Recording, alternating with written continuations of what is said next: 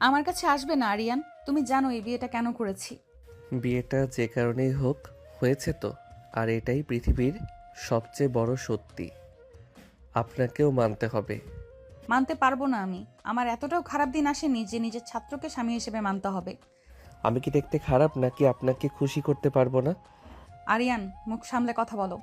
আমার সামনে এই ধরনের কথা বলতে লজ্জা করছে না তোমার? না, করছে না লজ্জা।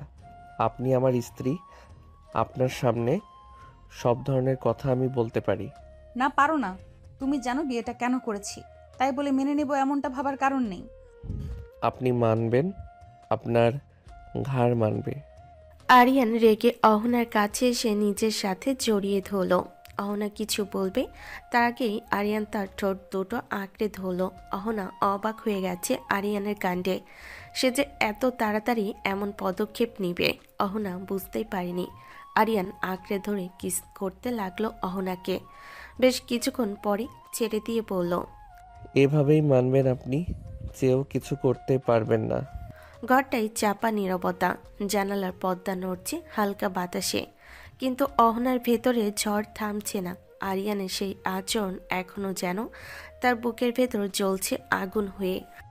হঠাৎই অহনা ঘুরে দাঁড়ালো, চোখে তীব্র রাগ, কণ্ঠে অসম্ভব অপমান। অহনা আগুন হয়ে বলে উঠল।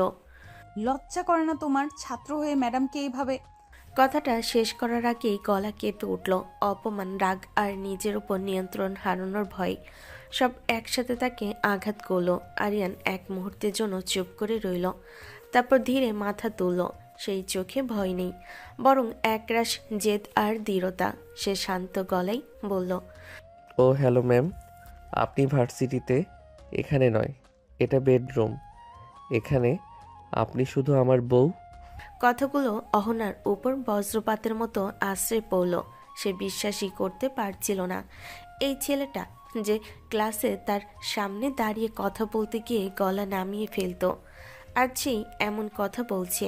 অহনা তীব্র স্বরে বলে উঠল, মুখ সামলে কথা বলো আরিয়ান। এই বিয়েটা পরিস্থিতির চাপে করেছি, ভাববে না আমি মেনে নিয়েছি। আরিয়ান এক পা এগিয়ে এলো, গলায় চাপা হাসি, চোখে অদ্ভুত এক আত্মবিশ্বাস। সে বলল, আপনি মেনে নিন আর না নিন, সত্যিটা বদলাবে না। বিয়েটা হয়ে গেছে, আর সেটাই সবচেয়ে বড় সত্য। অহনা দাঁতে দাঁত চেপে রইল। তার সারাটা জীবন শাসন, নিয়ন্ত্রণ আর আত্মসম্মানের উপর দাঁড়িয়ে। আজ সেই নিয়ন্ত্রণ যেন তার হাতছাড়া হতে বসেছে। সে কঠোর কণ্ঠে বলল, আমি তোমার ম্যাডাম, তুমি আমার ছাত্র ছিলে। এই সম্পর্কটা ভুল, আর ভুল জিনিস ভাঙতে আমি জানি। আরিয়ান নির্ভীকভাবে তাকিয়ে রইল। তার চোখে বিন্দুমাত্র ভয় নেই। ধীরে ধীরে সে বলল, ভাঙতে গেলে শক্ত হতে হয় ম্যাম, কিন্তু দেখবেন ভাঙতে গিয়ে নিজেই কাঁপছেন। ঘরের বাতাস ভারী হয়ে উঠল। অহনার বুকের ভেতর অজানা এক অস্বস্তি জমে উঠেছে, যেটাকে সে কোনোভাবেই নাম দিতে চায় না। সে নিজের স্বর শক্ত করে বলল, কাল থেকে আলাদা ঘর, বাইরে ভার্সিটিতে আমার সামনে একটা কথাও বাড়তি বলবে না। আরিয়ান মাথা নুইয়ে সম্মতি জানালো, কিন্তু ঠোঁটের কোণে হালকা এক হাসি রয়ে গেল। সে শান্ত গলায় বলল, বাইরে আপনি ম্যাডাম, ভিতরে আমি আপনার স্বামী। এই সীমাটা আমি জানি। ঘরের বাতাস হঠাৎ করেই ভারী হয়ে উঠল। অহনার ধৈর্যের বাঁধ ভেঙে গেছে। চোখে আগুন, কণ্ঠে তীব্র ঘৃণা আর অস্বীকার। অহনা রেগে উঠে দাঁড়িয়ে বলল, স্বামী, এই শব্দটা আর আমার সামনে ব্যবহার করবে না। ঘরের ভেতরে বাইরে কোথাও না। তোমাকে আমি স্বামী হিসেবে চাই না। কথাগুলো যেন ছুরির মতো আরিয়ানের বুকে এসে বিঁধল। তবুও সে পিছু হটল না, বরং কয়েক মুহূর্তের মধ্যে অহনার হাতটা ধরে নিল। আচমকা টানে অহনাকে নিজের কাছাকাছি এনে ফেলল। অহনা বিস্ময়ে চমকে উঠল, কিন্তু আরিয়ান থামেনি। সে ধীরে অহনার কাঁধে কাছে ঝুঁকে পড়ে। নরম কণ্ঠ, কিন্তু দৃঢ় এক অদ্ভুত অধিকারবোধ মিশে আছে তাতে। আরিয়ান নিচু স্বরে বলল, বাইরে না মানুন, কিন্তু ভিতরে আপনাকে মানতেই হবে। তার কণ্ঠ অহনার কানে আগুনের মতো ছড়িয়ে পড়ল। অহনা মুহূর্তের জন্য স্তব্ধ হয়ে গেল। এই ছেলেটার সাহস, তার আত্মবিশ্বাস, সবকিছুই তার হিসেবের বাইরে। অহনা শক্ত করে নিজের হাত ছাড়িয়ে নিল। চোখে ভয় নয়, বরং আরও গভীর রাগ। সে কঠিন গলায় বলল, ভুলে যেও না আরিয়ান, আমি অহনা। আমি কারোর জোরে কিছু মানি না। আরিয়ান ধীরে সোজা হয়ে দাঁড়ালো। চোখে এবার আর জেদ নয়, একটা অদ্ভুত প্রত্যয়। সে শান্ত স্বরে বলল, জোরে না ম্যাডাম, সময় নিয়ে। আপনি মানবেন? অহনা পিছিয়ে গিয়ে দাঁড়ালো। বুকের ভেতর অজানা এক কাঁপুনি, যেটাকে সে কোনোভাবেই স্বীকার করতে চায় না। সে বুঝে গেছে এই সংসারে যুদ্ধ হবে, রোজ হবে। অহংকার আর অধিকার, অস্বীকার আর দাবির লড়াই। আরিয়ান সহজে হার মানবে না, আর অহনা, সে কখনোই নিজেকে হারতে দেবে না। ঘরের আলোটা মিলান দিনের সমস্ত টানাপোড়েন, অপমান আর রাগ মিলিয়ে অহনার শরীর আর মন দুটোই ক্লান্ত। আরিয়ান কিছুক্ষণ চুপ করে তাকিয়ে রইল। আজকের ধকলটা তার চোখেও ধরা পড়েছে। হঠাৎ সে স্বরের ধার নামিয়ে বলল, আজ অনেক ধকল গেছে, ঘুমিয়ে পড়ুন। অহনা অবাক হয়ে তাকালো। এই কথাটা সে আশা করেনি। মুহূর্তের মধ্যে আবার গলায় শীতলতা ফিরিয়ে এনে প্রশ্ন ছুড়ে দিল, তুমি কোথায় থাকবে? এটা কি স্টার জলসার সিরিয়াল নাকি? সোফায় শুতে পারবো না? একসাথে এক বিছানাতেই থাকবো আমরা। অসম্ভব, এটা ভাবতেও পারি না। বেশি কথা বাড়াবেন না, না হলে আমি সীমা ছাড়িয়ে যাব। অহনা বিস্ফোরিত দৃষ্টিতে তাকিয়ে রইল। অপমান, রাগ আর অজানা এক অস্বস্তি একসাথে বুকের ভেতর জমাট বাঁধছে। সে কঠোর গলায় বলল, তোমার সীমা ভুলে যেও না আরিয়ান। আমি সীমা ভুলিনি, আপনি ভুলে যাচ্ছেন। এই ঘরে আমরা স্বামী স্ত্রী।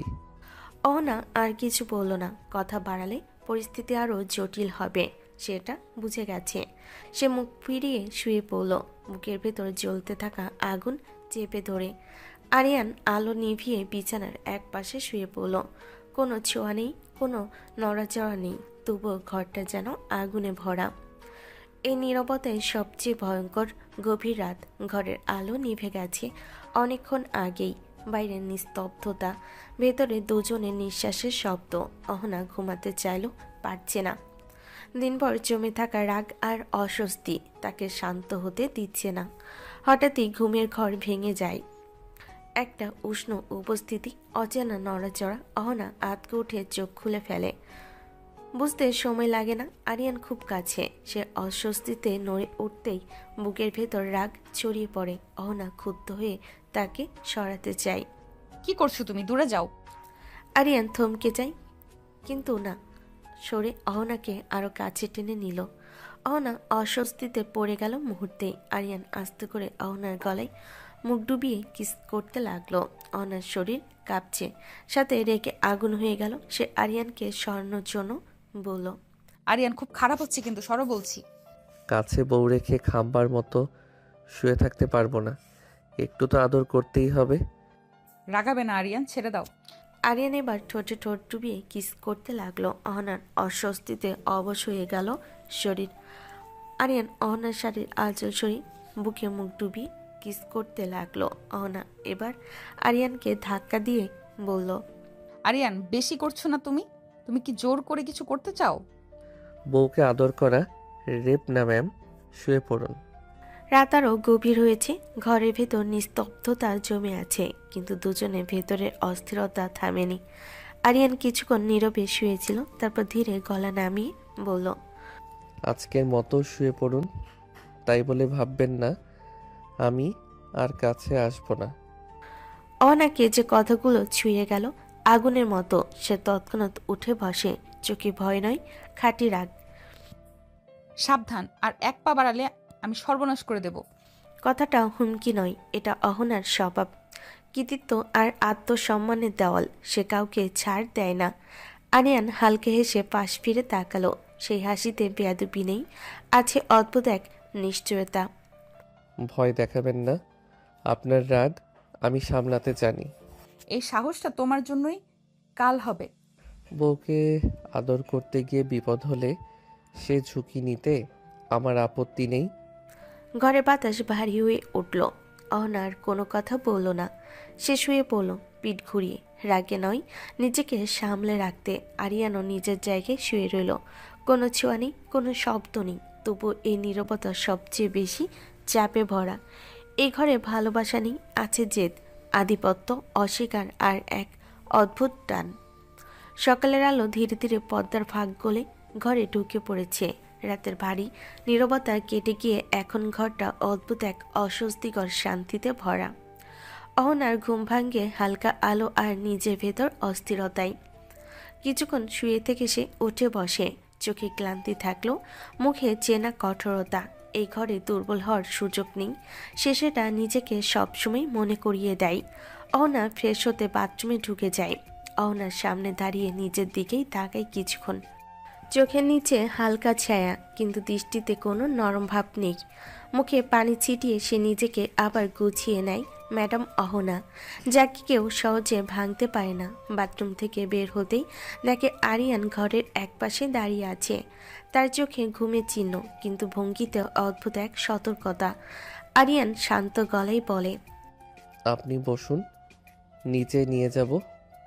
অহনা থমকে দাঁড়ায়। কথাটা শুনে সঙ্গে সঙ্গে ভুরু কুঁচকে যায় তার। সে ঠান্ডা গলায় জবাব দেয়, আমি একাই পারবো, তোমার দরকার নেই। সকালের আলো পুরো ঘরটাকে ভরে ফেলেছে। রাতের অস্বস্তি, টানটান নীরবতা সব যেন আলোয় এসে ফিকে হয়ে গেছে। কিন্তু অহনার ভেতরের কঠোরতা এক চুলও নরম হয়নি। ফ্রেশ হয়ে সে আয়নার সামনে দাঁড়িয়ে চুল ঠিক করে নেয়। চোখে সেই চেনা দৃঢ়তা, মুখে কঠিন অভিব্যক্তি। আজও সে নিজেকে মনে করিয়ে দেয়, দুর্বল হওয়া চলবে না। ঘর থেকে বের হতে নিলেই আরিয়ানের কণ্ঠ শোনা যায়। সে দরজার পাশে দাঁড়িয়ে যেন অপেক্ষাতেই ছিল। আরিয়ান একটু নরম গলায় বলে, আমার সাথেই যেতে হবে, বসুন। অহনা থেমে যায়, ধীরে ঘুরে তাকায়। চোখে সঙ্গে সঙ্গে রাগের ঝিলিক। অহনা কড়া গলায় বলে, বলছি না একাই যাব, আমার সিদ্ধান্ত নিতে হবে না তোমাকে। কথাগুলো ছুড়ে দিয়ে অহনা আর এক মুহূর্ত দাঁড়ে না। রাগটা কাঁধে তুলে সোজা বেরিয়ে যায়। তার হাঁটার ভঙ্গিতেই স্পষ্ট, আর একটা কথাও সে শুনতে রাজি নয়। আরিয়ান কয়েক সেকেন্ড দাঁড়িয়ে থাকে। দরজার ফাঁক দিয়ে অহনাকে সিঁড়ি দিয়ে নামতে দেখে। ঠোঁটের কোণে হালকা এক হাসি আসে। সে মনে মনে বলে, ডেঞ্জারাস মহিলা। কিন্তু সেই হাসির আড়ালে আছে সতর্কতা। এক মহিলা সহজ নয়, রাগী, আত্মসম্মানী আর কঠিন। অহনা নিচে নামতেই ড্রয়িং রুমের কোণে বসা একজন মহিলা উঠে দাঁড়ান। মুখে স্নেহের হাসি, চোখে কৌতূহল। তিনি আরিয়ানের ভাবি।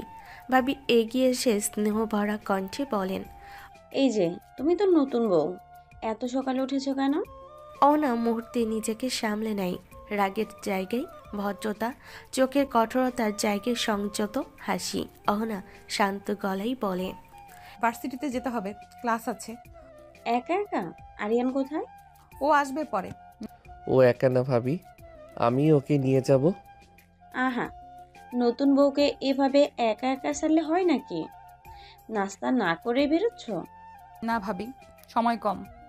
এই ঘরের মানুষদের সামনে অহনা এক রকম, আর ঘরের ভেতর আরেক রকম। এই দৈত্য জীবন আজ থেকে শুরু হয়ে গেছে। আরিয়ান পাশে দাঁড়িয়ে সব দেখে। আরিয়ানের মা তাকে দেখে ওঠেন। চেহারায় স্নেহ, চোখে কৌতূহল, কিন্তু কথায় আছে এক ধরনের আদেশের ছাপ। আজ ভার্সিটিতে যেতে হবে না, তুমি তো কালকেই আসলে, আমাদের তো তেমন কথাই হয়নি। আজ বাসায় থেকেই পরিচিত হও। কিন্তু ভার্সিটিতে দরকারি ক্লাস আছে। আজ থাকো, কাল থেকে যেও। অহনা চুপ হয়ে গেল। চোখে রাগ, মুখে বাধ্যতার অভিব্যক্তি। সে জানে কোনো কথায় বাড়িয়ে ওঠার সুযোগ নেই। ঘরের আদেশ, শাসন, প্রভাব সবই তার উপর চাপিয়ে দেওয়া হয়েছে। কিন্তু যাওয়া অনেক জরুরি। একদিন না গেলে কিছু হবে না, তুমি বলো শ্বশুর বাড়িতে আজ ছুটি চাও। অহনা বাধ্য হয়ে সোফায় বসে পড়ে। চোখে অস্থিরতা, কিন্তু মুখে কোনো মতেই অসন্তোষ প্রকাশ করে না। ঘরের শান্ত বাতাসে নিস্তব্ধতার সঙ্গে ছোট্ট উত্তেজনা ভেসে আসে। কিছু খেয়ে নাও। পরে যাব। আরিয়ানের মা হালকা হেসে এক ধাপ পেছনে চলে যান। অহনার চোখে অদ্ভুত এক আগুন। সে জানে এই ঘরে সে একা নয়, তবে তার স্বাধীনতা এখনো অটুট। কিছুক্ষণ নীরবতা। আরিয়ান চুপচাপ বসে যায়। সে জানে এই মুহূর্তে কিছু বলে পরিস্থিতি আরো জটিল হবে। থাকলে ক্লান্ত হয়ে যাবে, পরে খেয়ে নেবে, ঠিক আছে? পরে খাবো। ঠিক ঠিক আছে, পরে খাবো। আরিয়ান নিজেও চেয়ারে বসে, নিঃশ্বাস সামলে চুপচাপ চোখ রাখে অহনার দিকে। কোনো চাপ নেই, শুধু উপস্থিতি।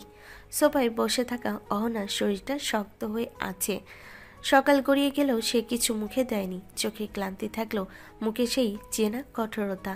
আরিয়ান কিছুক্ষণ দূর থেকে তাকিয়ে থাকে, তারপর ধীরে ধীরে কাছে এসে গলায় স্বাভাবিক ভাব এনে বলে, কিছু খান? কাল থেকে তো কিছুই খাচ্ছেন না। তোমার সাথে কথা বলতে চাই না আমি। আরিয়ানা ভুরু কুঁচকে যায়। সে পিছু হটল না, বরং শটটা আরও হালকা করে বলল, এত রাগ করার কি আছে? কথা বলো না আরিয়ান, স্পষ্ট করে বলছি, আর কথা বলো না। আরিয়ান হেসে ফেলল। সে হাসিতে বেয়াদবি নেই, আছে ইচ্ছে করে উস্কানি দেওয়ার চেষ্টা। 100 বার বলবো? সীমা ছাড়াচ্ছ তুমি। আমার কথা শুনলে এমন কাণ্ড করব যে আপনি রেগে আগুন হয়ে যাবেন, এইটুকু গ্যারান্টি। অনাকে যেন কেউ বিদ্যুৎ স্পষ্ট করল। তার চোখে মুহূর্তে আগুন জ্বলে উঠল। সে আর নিজেকে ধরে রাখতে পারল না। ব্যাস, একদম চুপ। তুমি কে সেটা ভুলে যাচ্ছ। অনা চোখে কিছুতেই সেই শান্তি নেই। সোফায় বসে থাকা অবস্থায় সে নিজের ভেতরে উত্তেজনা সামলানোর চেষ্টা করছে। আরিয়ান কিছুক্ষণ চুপচাপ তাকিয়ে থাকে, তারপর ধীরে কণ্ঠে হালকা গম্ভীর স্বরে বলে, আমি ভুলে যাচ্ছি না, আপনি ভুলে যাচ্ছেন। আমি ভুলে যেতে চাই, তোমাকে মনে রাখতে চাই না আমি। আরিয়ানের চোখে হালকা জেদ, ঠোঁটে নিঃশব্দ হাসি। সে জানে অহনার এই অস্বীকার তার জন্য চ্যালেঞ্জ। চাইলেই সব কিছু ভুলে থাকা যায় না ম্যাডাম।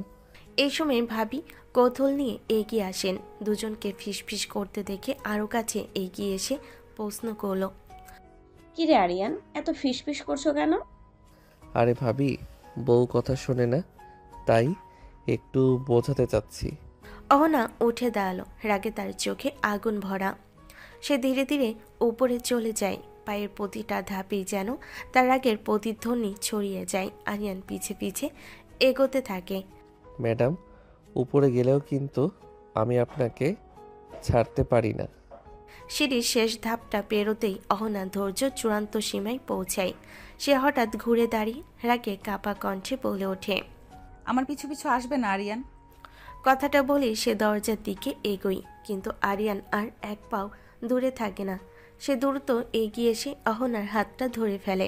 কোনো টান নয়, কিন্তু স্পষ্ট থামানোর ইঙ্গিত। অহনা থমকে যায়। আরিয়ান দরজাটা বন্ধ করে দেয়। তালা নয়, শুধু বন্ধ। ঘরটা মুহূর্তেই নিঃশব্দ হয়ে ওঠে। আরিয়ান কাছে এসে গম্ভীর কণ্ঠে বলে, আপনি কিন্তু বেশি বাড়াবাড়ি করছেন ম্যাডাম, একদম এভাবে ব্যবহার করবেন না। অহনার চোখে আগুন জ্বলে ওঠে। সে নিজের হাত ছাড়িয়ে নেয়, গলায় তীব্র দৃঢ়তা। ঠিকই করছি আমি। এই বিয়ে আমি মানি না, আর কোনোদিন মানবও না। এ কথাই আরিয়ানের চোখের দৃষ্টি বদলে যায়। রাগ নয়, এক ধরনের কঠিন স্থিরতা। সে এক মুহূর্ত চুপ থেকে ধীরে ধীরে বলে, না মানুন, আমি জোর করছি না আপনাকে ভালোবাসতে, কিন্তু আমার পরিবারের সাথে ভালোভাবে থাকতে হবে, এটা আপনি এড়িয়ে যেতে পারবেন না। অহনা ঠোঁট শক্ত করে চেপে ধরে। বুকের ভেতর রাগ আর অপমান একসাথে ধাক্কা খাচ্ছে।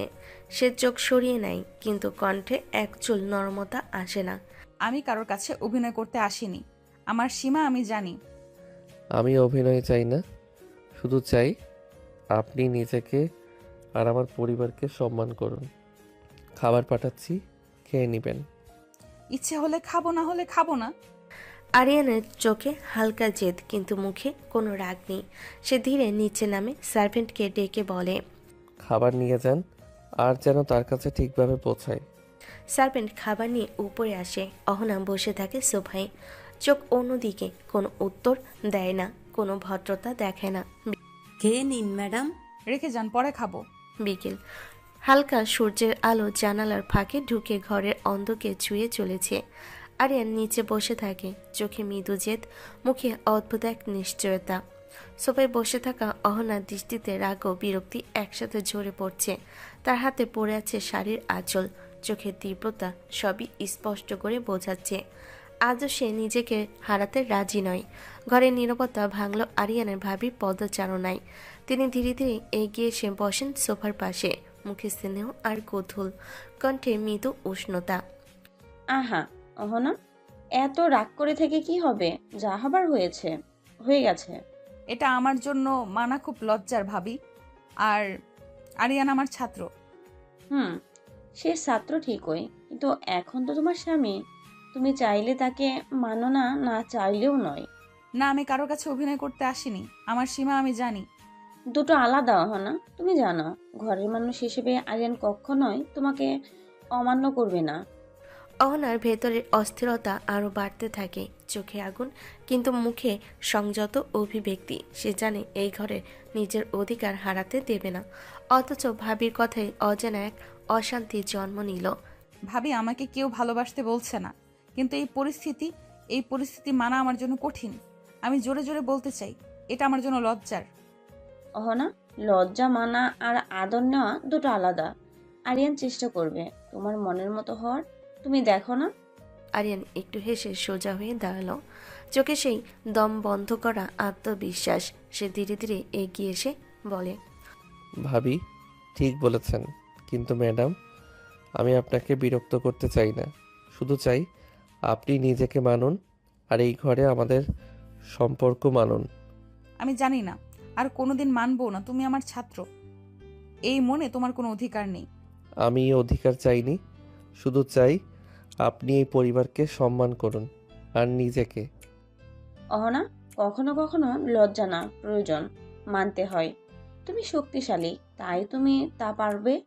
হ্যাঁ, আমি শক্তিশালী, কিন্তু এটা আমার জন্য খুব লজ্জার মানা। আর আরিয়ান, তুমি আমার ছাত্র। ছাত্র ঠিকই, কিন্তু এখন আমি আপনার স্বামী। বাইরে না মানলে ভালো, ভেতরে অবশ্যই মানবেন। অহনা নিজের চোখ ঘুরিয়ে দেয়। মনে মনে সে জানে আরিয়ান কখনোই সহজে পিছনে হটবে না। ভুলে যেও না আরিয়ান, সবাই জানলে ছিছি করতে দুবার ভাববে না। মানুষের কথায় কিছু আসে যায় ম্যাম, তারা পারে সমালোচনা করতে। রাত অনেকটা গড়িয়ে গেছে। ডাইনিং টেবিলে খাবার পড়ে আছে ঠিকই, কিন্তু তাতে হাত দেওয়া হয়নি। ঘরের ভেতর আলো মিলান বাইরে আকাশের চাঁদের নরম আলো ছড়িয়ে পড়েছে। অহনা বেলকুনিতে দাঁড়িয়ে আছে, দুহাত রেলিংয়ে চেপে ধরে দূরে তাকিয়ে। বাতাসে শাড়ির আঁচল নড়ে উঠছে, কিন্তু তার ভেতরের অস্থিরতা একটুও নড়ছে না। বুকের ভেতর জমে থাকা অপমান, রাগ আর দ্বন্দ্ব তাকে শ্বাস নিতে দিচ্ছে না। পেছনে বিছানার ধারে দাঁড়িয়ে থাকা আরিয়ান কয়েকবার তাকালো খাবারের দিকে, তারপর বেলকুনির দিকে। কিছুক্ষণ চুপ করে থেকে শেষে স্বাভাবিক কণ্ঠে বলল, কি ব্যাপার, এখনো দাঁড়িয়ে আছেন কেন? আসছেন না? শুবেন না? কথাগুলো শুনে আরিয়ান থমকে গেল, কিন্তু পিছু হটার মানুষ সে না। ধীরে ধীরে বেলকুনির দিকে এগিয়ে গেল। অহনা টের পেল, কিন্তু ফিরেও তাকালো না। আরিয়ান ঠিক তার পেছনে এসে দাঁড়ালো, খুব কাছে, এত কাছে যে অহনা তার নিঃশ্বাসের উষ্ণতা টের পেল। বলছি না দূরে থাকো। আরিয়ান কোনো উত্তর দিল না। হঠাৎ সে সামান্য ঝুঁকে অহনার গলার কাছে মুখ ডুবিয়ে দিল। হালকা গভীর একটা কিস, জোর করে নয়, শুধু স্পষ্ট এক অধিকার বোধ। অহনা চমকে উঠল, শরীর শক্ত হয়ে গেল। আরিয়ান, এসব কি করছো? আরিয়ান ধীরে মাথা তুলে তার কানের কাছে ঠোঁট রাখল, কণ্ঠ নরম কিন্তু সিদ্ধান্তে অটল। বউ ছাড়া শুব না। শব্দগুলো অহনার কানে ঢুকে যেন ভেতরটা কাঁপিয়ে দিল। সে দ্রুত নিজেকে ছাড়িয়ে নিতে চাইল। সব নাটক বন্ধ করো, আমি এখন ঠিক নেই। আরিয়ান এক পা পেছালো, কিন্তু চোখ সরালো না। তার দৃষ্টিতে জেদ নয়, আছে একরকম নিশ্চয়তা। আমি জানি, তাই তো বলছি শুতে হবে। একা একা দাঁড়িয়ে থেকে নিজের মাথা নষ্ট করবেন কেন? আমার কি লাগবে না লাগবে সেটা আমি বুঝি। অনা মুখ ফিরিয়ে নিল, কিছু বলল না। চাঁদের আলোয় তার চোখে এক ফোঁটা অস্থিরতা ধরা পড়ল, যেটা সে নিজেও মানতে চায় না। আরিয়ান ধীরে আবার বলল, খাবারও খেলেন না? এভাবে দাঁড়িয়ে থাকলে শরীর খারাপ হবে। কারোর দরকার নেই আমার। আরিয়ান আর কিছু বলল না, শুধু তার পাশেই দাঁড়িয়ে থাকলো। কোনো স্পর্শ নেই, কোনো কথা নেই, শুধু উপস্থিতি। কিছুক্ষণ পর অহনা হালকা নিঃশ্বাস ফেলল। দাঁড়িয়ে থাকা কঠিন হয়ে যাচ্ছিল। আরিয়ান তখন শান্ত গলায় বলল, চলুন শুয়ে পড়ুন, কথা না বললেও চলবে। অহনা ধীরে ধীরে ঘরের ভেতর ঢুকে গেল। আরিয়ান আলোটা একটু কমিয়ে দিল। অহনা বিছানার এক পাশে শুয়ে পড়ল পিঠ ঘুরিয়ে। আরিয়ান অন্য পাশে শুয়ে পড়ল। কোনো ছোঁয়া নেই, তবু ঘরটা যেন ভরে আছে অদৃশ্য টানে। অহনা চোখ বন্ধ করলো, কিন্তু ঘুম এলো না। বুকের ভেতর এখনো যুদ্ধ চলছে। আরিয়ান চুপচাপ তাকিয়ে থাকলো ছাদের দিকে। সকাল হয়, সূর্যের নরম আলো জানালার ফাঁক দিয়ে ঘরে ঢুকছে। অহনাকে দেখে বোঝা যাচ্ছে রাতভর ঘুম হয়নি, চোখে হালকা ক্লান্তি, কিন্তু মুখে আগের মতো দৃঢ়তা। আজ ভার্সিটিতে যাওয়ার দিন। আরিয়ান তাকিয়ে আছে, চোখে হালকা জেদ, মুখে নরম হাসি। ধীরে ধীরে বলে, আজ ভার্সিটিতে যাচ্ছেন বউ? আমার সঙ্গে যাবেন না? আমি টিচার, তুমি ছাত্র, আমার সঙ্গে যাওয়াটা ঠিক হবে না। ঠিক আছে, মানায় না, কিন্তু আমি চাই। না, আমার সঙ্গে আসা ঠিক না। অহনাকে থামানো গেল না। সে ধীরে ধীরে সিঁড়ি দিয়ে নিচে নামলো। নিচে নামার সময় আরিয়ানের মা দাঁড়িয়ে থাকলেন, মুখে হালকা হাসি। খেয়ে যাও মা, ভার্সিটিতে যাওয়ার আগে। ও ঠিক আছে মা, হালকা কিছু খেয়ে রওনা হও। অহনা কিছু না বলে হালকা কিছু খেয়ে রওনা হয়ে গেল। আরিয়ান তখন রেডি হয়ে নিচে আসলো। মা খাবার দিতে শেখে ভার্সিটিতে চলে গেল। সকালের আলো ভার্সিটির হলের ভিতরে ছায়া আর আলো মিশে এক ধরনের ব্যস্ততা। ছাত্রছাত্রীরা দৌড়ে আসছে, কথা বলছে, বই হাতে ব্যস্ত। অহনাও পায়ে পা মিলিয়ে হেঁটে চলেছে, ব্যাগ কাঁধে ঝুলছে, চোখে হালকা অস্থিরতা, কিন্তু গতি আত্মবিশ্বাসী। হঠাৎই পাশ থেকে পরিচিত কোনো কণ্ঠ শুনতে পেল। কি ব্যাপার ম্যাডাম, সেদিন যে গেলেন তারপর তো খোঁজ খবরই নেই। তেমন কিছু না ম্যাডাম, কিছু পারিবারিক সমস্যা ছিল। আহা, বুঝতে পারছি, তবে এখন সব ঠিক তো? হ্যাঁ, সব ঠিক আছে, ধন্যবাদ। এরপর তারা ধীরে ধীরে পড়াশোনা এবং ক্লাসের বিষয় আলোচনা করতে লাগলো। অহনাকে খেয়াল হলো, এই পরিবেশে ফিরে এসে তার মনটা যেন অন্যরকম। ছাত্রদের সামনে তার দায়িত্ব নিজের মর্যাদা বজায় রাখা। আজ ক্লাসে নতুন টপিক শুরু হবে, আপনি কি আগে সংক্ষেপে ছাত্রদের বোঝাবেন? হ্যাঁ, ভালো হবে। সবাই আগে পড়া বিষয়গুলো রিভিউ করবে। অহনাকে বুঝতে লাগলো, ভার্সিটিতে আসাটা শুধু পড়াশোনা নয়, ছাত্রদের সামনে তার কঠোরতা, নিয়ন্ত্রণ আর দায়িত্ব সব মিলেমিশে তাকে প্রস্তুত থাকতে হবে। আপনার ছাত্রদের সঙ্গে কাজ করতে ভালো লাগবে? হ্যাঁ, আশা করি সবাই মন দিয়ে শিখবে। সকাল হয়েছে। ভার্সিটির ক্যাম্পাসে ছাত্রছাত্রীরা গাম্ভীর্য ও ব্যস্ততায় মিশে আছে। হালকা হাওয়া বইছে, গাছের পাতার ছায়া মাটির ছুঁয়ে খেলছে। আরিয়ান ধীরে ধীরে গেট দিয়ে ঢুকলো, ব্যাগ কাঁধে, চোখে ছোট্ট জেদ, মুখে অদ্ভুত আত্মবিশ্বাস। ঠিক তখন তার বন্ধুদের দল চোখে পড়ল। তারা হঠাৎ হাসি থামিয়ে তাকিয়ে রইল। ওই কিরে, কাল আসলি না কেন? নতুন বউ রেখে ভার্সিটিতে কে আসে? বউ মানে? বউ কই থেকে আসলো? বিয়ে করছি তাই বউ এসেছে। বন্ধুরা যেন আকাশ থেকে পড়ে গেল, কেউ চুপচাপ, কেউ মুখে হাত দিয়ে অবাকি সাপ লুকানোর চেষ্টা করছে। আরিয়ান তাদের দিকে তাকিয়ে হালকা মৃদু হাসি দিয়ে বলল, এগুলো বাদ, একদিন সব বলবো। বন্ধুরা আবার একে অপরের দিকে তাকালো। মনে হলো এই আরিয়ান যে রোজ মজা করার ছেলে, আজ তার জীবন পুরোপুরি বদলে গেছে।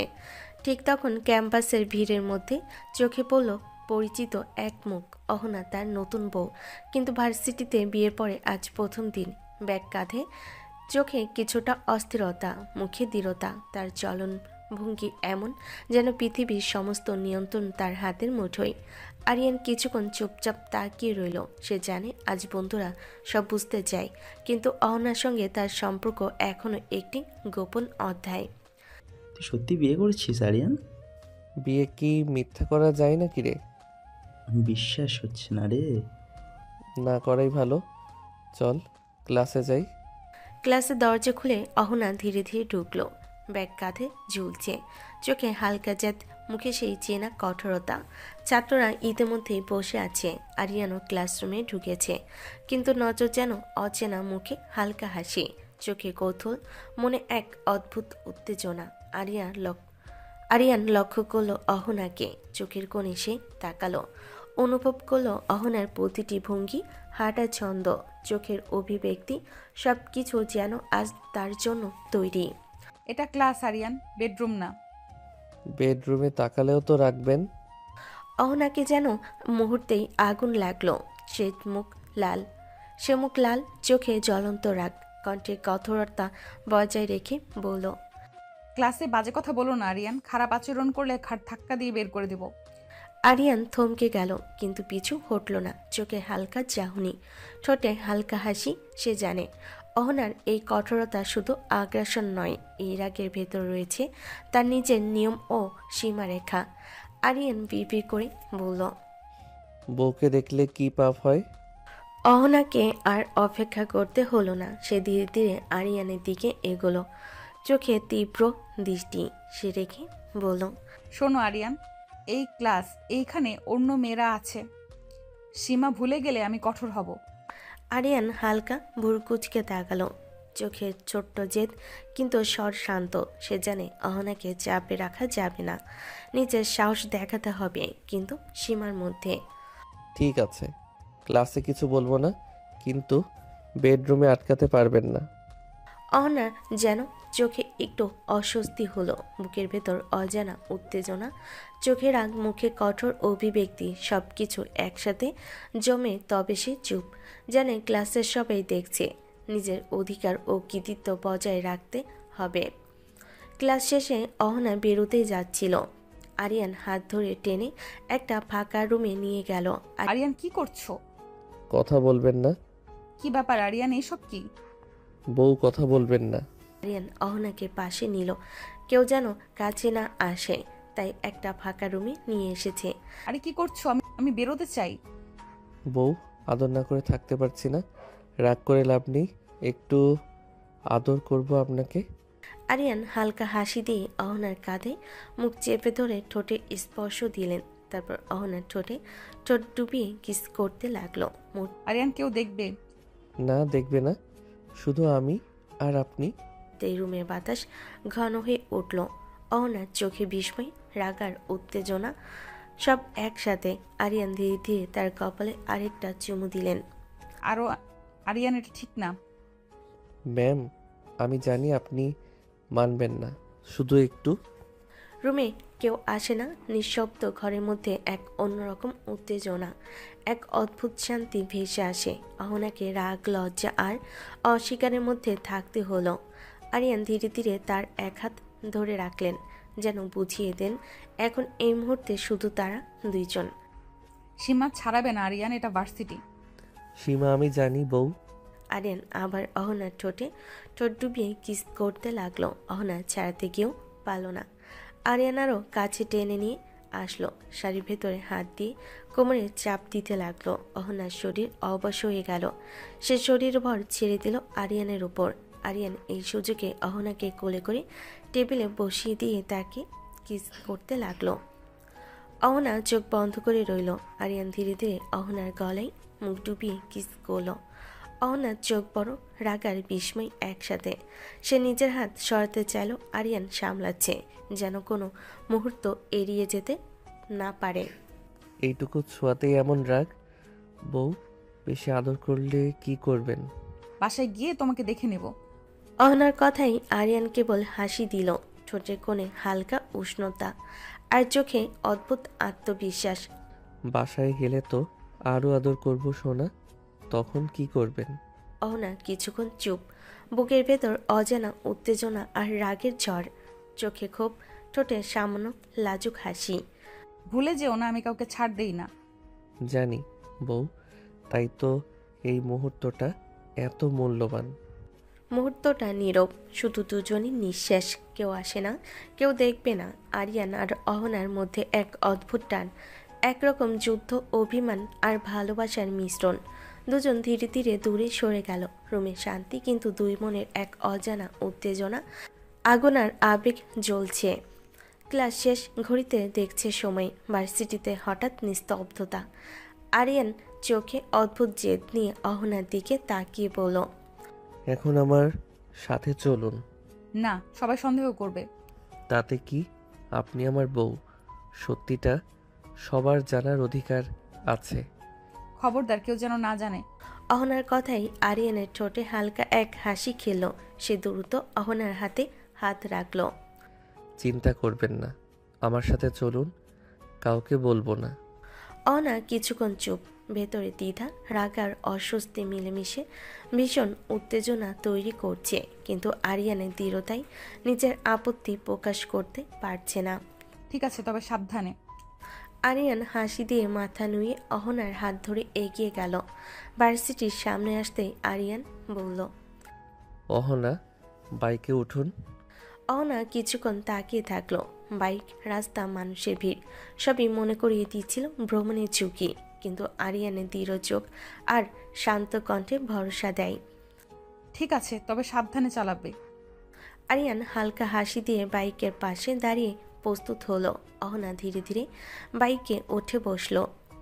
ভালো করে ধরে রাখুন। বাইক ধীরে ধীরে চলতে শুরু করলো। বাতাসে ঠান্ডা হাওয়া খেলছে। দূরের শহরের কোলাহল কমে যাচ্ছে। অহনা চুলে বাতাস খেলে আরিয়ানের হাতে দৃঢ়তা তাকে অদ্ভুত এক নিরাপত্তার অনুভূতি দিল। কই যাও? নদীর পাড়ে, মন ভালো হবে। রাস্তা প্রায় শূন্য। বাইক চলে যাচ্ছে নদীর ধারে। নির্পারের শান্ত বাতাসে ভেতরে উত্তেজনা ধীরে ধীরে কমছে। অহনার চোখে অজানা এক প্রশান্তি, আরিয়ানের চোখে হাসি, ভেতরে দণ্ড আর অস্বস্তি কিছুটা নরম হয়ে এসেছে। বাইক থামল নির্পারে। সূর্য ঢোকে ধীরে ধীরে। পানির নীরব ঢেউ, হালকা বাতাস সব মিলেমিশে এক অদ্ভুত শান্তি এনে দিল। অহনা ধীরে ধীরে আরিয়ানের দিকে তাকালো। চোখের আগের ছাপ এখনো আছে, কিন্তু মন শান্ত। সত্যি এখানে শান্তি আছে। বাইকটা ধীরে এসে একটা ফুচকার দোকানের সামনে এসে থামে। বিকেলের হালকা বাতাস, দোকানের সামনে কয়েকজন দাঁড়িয়ে আছে। ফুচকার ঝাঁঝালো গন্ধে জায়গাটা বেশ জমজমাট। নামুন। এখানে কেন থামলে? ফুচকা খান। আমাকে কি তোমার পিচ্চি মনে হয়? আমি এসব খাই না। কেন? ম্যাডাম হলে কি ফুচকা খেতে পারবে না? এটা আমার স্ট্যান্ডার্ড না আরিয়ান। স্ট্যান্ডার্ড থাক, সমস্যা নেই, কিন্তু মানুষ তো মানুষই। ফুচকা খেলেই কি সম্মান কমে যায়? অহনা কিছুক্ষণ চুপ করে থাকে। চোখে রাগ, কিন্তু আরিয়ানের কথায় এক ধরনের অস্বস্তি কাজ করে। তুমি সবকিছু নিয়ে এত কথা বাড়াও কেন? কারণ আপনি সব কিছুতেই দেয়াল তুলে রাখেন। আজ একটু দেয়াল নামান। মামা, ফুচকা দেন। কয়টা দিব? 2টা প্লেট। আমি বলিনি খাবো। জোর করছি না, শুধু ট্রাই করতে বলছি। প্লেট সামনে আসতেই অহনা তাকিয়ে থাকে। ফুচকা দেখে ভেতরে দেখে একটু থমকে যায়। ঝাল হলে কিন্তু খাবো না। দেখছেন, খাওয়ার আগে শর্ত দিচ্ছেন। ঝাল। তাই তো বলেছি, মজা আছে। অহনা আর কিছু না বলে ধীরে ধীরে আরেকটা খায়। মুখে বিরক্তি থাকলেও সেটা আর আগের মতো করা না। কাউকে বলবে না? না, এটা আমাদের সিক্রেট। নির্পারের বাতাস, ফুচকার ঝাল আর দুজনের এই ছোট্ট মুহূর্ত অহনার শক্ত দেওয়ালে একটা ছোট্ট ফাটল ধরিয়ে দেয়। অহনা আরেকটা ফুচকা মুখে তুলতেই হঠাৎ ফুচকার ভেতরে ঝাল পানি গাল বেয়ে পড়ে গেল। মুহূর্তে তার মুখ কুঁচকে উঠল। কি ঝাল! সে হাত দিয়ে ঠোঁট মুছতে গেলে কিন্তু ঝালটা যেন আরো ছড়িয়ে পড়ল। চোখে পানি এসে গেল। আরিয়ান, খুব ঝাল লাগছে। আরিয়ান 1 সেকেন্ড দেরি করল না। সে অহনার হাত ধরে হালকা টানে দোকান থেকে একটু দূরে নিয়ে গেল, যেখানে কেউ ঠিক করে খেয়াল করবে না। দাঁড়ান, নড়বেন না। এখানে কি করছো? ঠোঁটে মরিচ লেগেছে।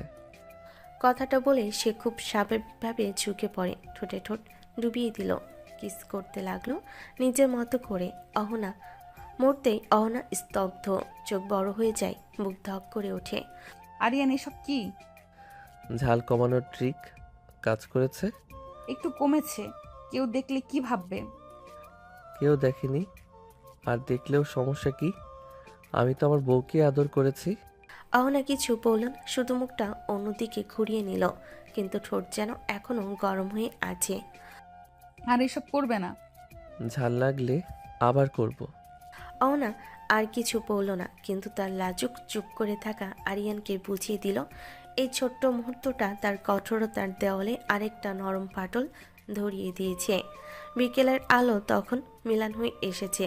আরিয়ান আর অহনা পাশাপাশি হাঁটতে হাঁটতে বাড়ির গেট পেরোলো। অহনা স্বাভাবিক থাকার চেষ্টা করছে, কিন্তু ফুচকার দোকানের সেই মুহূর্তটা এখনও তার মাথার ভেতর ঘুরছে। আরিয়ান সব বুঝেও কিছু বলছে না, শুধু চুপচাপ হেঁটে যাচ্ছে। ঘরে ঢুকতে ড্রয়িং রুম থেকে আরিয়ানের মায়ের কণ্ঠ ভেসে এলো। এত দেরি হলো কেন রে? আরিয়ান এক মুহূর্ত থামলো, অহনার দিকে তাকালো না, খুব স্বাভাবিক ভঙ্গিতে উত্তর দিল। একটু কাজ ছিল মা। মা সন্দেহের চোখে দুজনের দিকে তাকালো। অহনার মুখটা অস্বাভাবিক লাল, চোখ নামানো। বুঝেছি, সারাদিন বাইরে ছিলি, দুজনে ফ্রেশ হয়ে আয়, তারপর একসাথে বসে খাওয়া যাবে। অহনা কিছু বলল না, শুধু মাথা নেড়ে সিঁড়ির দিকে হাঁটা দিল। আরিয়ান তার পেছনে পেছনে গেল। উপরে করিডরে সিঁড়ি ভাঙতে ভাঙতে অহনা হঠাৎ থেমে গেল। তোমার মা কিছু বুঝে ফেলেনি তো? মা সব বোঝে, কিন্তু কিছু বলে না। তুমি হাসছো কেন? কারণ আপনি টেনশনে থাকলে সুন্দর লাগে। অহনা চোখ রাঙিয়ে তাকালো, তারপর আর কিছু না বলে নিজের রুমের দিকে চলে গেল। বাথরুমের আয়নার সামনে দাঁড়িয়ে অহনা নিজের মুখের দিকে তাকালো, ঠোঁটের এক পাশে হাত রাখলো। সেখানে এখনো যেন হালকা উষ্ণতা লেগে আছে। কি যে করে বসে। রাগী ম্যাডাম, ধীরে ধীরে নরম হচ্ছেন। কিছুক্ষণ পর দুজনে ফ্রেশ হয়ে বেরিয়ে এলো। অহনা পরিপাটি গম্ভীর মুখে, কিন্তু আরিয়ান একদম স্বাভাবিক। এখন তো ঠিক লাগছে দুজনকেই, চলো বসো। অহনা চুপচাপ বসলো, আরিয়ান তার পাশে। তাদের মাঝে সামান্য দূরত্ব, কিন্তু অদ্ভুত এক নীরব টান। রাত অনেকটা নেমে এসেছে, বাড়িটা ধীরে ধীরে শান্ত হয়ে গেছে। ড্রয়িং রুমের এক পাশে হলুদ আলো জ্বলছে। অহনা সোফার এক কোণে বসে আছে চুপচাপ গম্ভীর। তার চোখে ক্লান্তি, কিন্তু তার চেয়েও বেশি ভেতরে অস্থিরতা। আরিয়ানের ভাবি 2 কাপ চা নিয়ে এসে অহনার পাশে বসে। অনেকক্ষণ সাধারণ গল্পের পর হঠাৎই ভাবির কণ্ঠটা একটু নরম হয়ে আসে। আচ্ছা অহনা, তোমার আর আরিয়ানের সত্যি করে বলো তো, আগে সম্পর্ক ছিল না? প্রশ্নটা শুনে অহনা চমকে ওঠে, চোখ বড় হয়ে যায়, কিছুক্ষণ কথা খুঁজে পায় না। কি বলছেন ভাবি? ও তো আমার ছাত্র, ওর সাথে আমার কিভাবে সম্পর্ক হবে? তাহলে এত কিছু কিভাবে হলো বলো তো? হঠাৎ বিয়ে, হঠাৎ সব সিদ্ধান্ত, এসব তো এমনি এমনি হয় না অহনা। অহনা চোখ নামিয়ে নেয়, আঙ্গুল দিয়ে চায়ের কাপের কিনারা ঘষতে থাকে। গলায় ধীরে ধীরে ভারী ভাব নেমে আসে। সবই অপ্রত্যাশিত ভাবি, কোনো কিছুই আমার হাতে ছিল না। কথাটা বলতে বলতে অহনার কণ্ঠে একটু কেঁপে ওঠে। সে দ্রুত নিজেকে সামলে নেয়। তাহলে তুমি কষ্ট পেয়েছ? কষ্ট পাওয়ার সময়টাও তখন ছিল না ভাবি। যেটা ঘটছিল সেটা মেনে নেওয়া ছাড়া আর কোনো উপায় ছিল না। ভাবি কিছুক্ষণ চুপ করে থাকে, অহনার দিকে তাকিয়ে থাকে গভীরভাবে। আর এখন এখন কি মনে হয় তোমার? এই প্রশ্নটার জন্য অহনা প্রস্তুত ছিল না। সে জানালার দিকে তাকায়। বাইরে অন্ধকার, দূরে কোথাও কুকুরের ডাক। এখন আমি শুধু চাই সবকিছু ঠিকঠাক চলুক, আর কিছু না। তখনই দূর থেকে আরিয়ানের হাসির শব্দ ভেসে আসে। অহনার চোখের পাতাটা অজান্তেই কেঁপে ওঠে। ভাবি সেটা লক্ষ্য করে, কিন্তু কিছু বলে না, শুধু মনে মনে অনেক কিছু বুঝে ফেলে। ঠিক আছে, তবে মনে রাখো, যেটা অপ্রত্যাশিত সেটাই অনেক সময় সবচেয়ে গভীর হয়ে যায়। অহনা কিছু বলে না, শুধু চুপচাপ বসে থাকে। তার ভেতরে অদ্ভুত এক দ্বন্দ্ব, রাগ, গমি, দায়িত্ব আর এমন কিছু অনুভূতি যেটার নাম দিতে সে এখনো ভয় পায়। রাতটা শান্ত, বারান্দার নরম হাওয়া। অহনা বেলকনি রেলিংয়ে ভর দিয়ে দাঁড়িয়ে আছে। দূরে শহরের আলো ঝিলমিল করছে।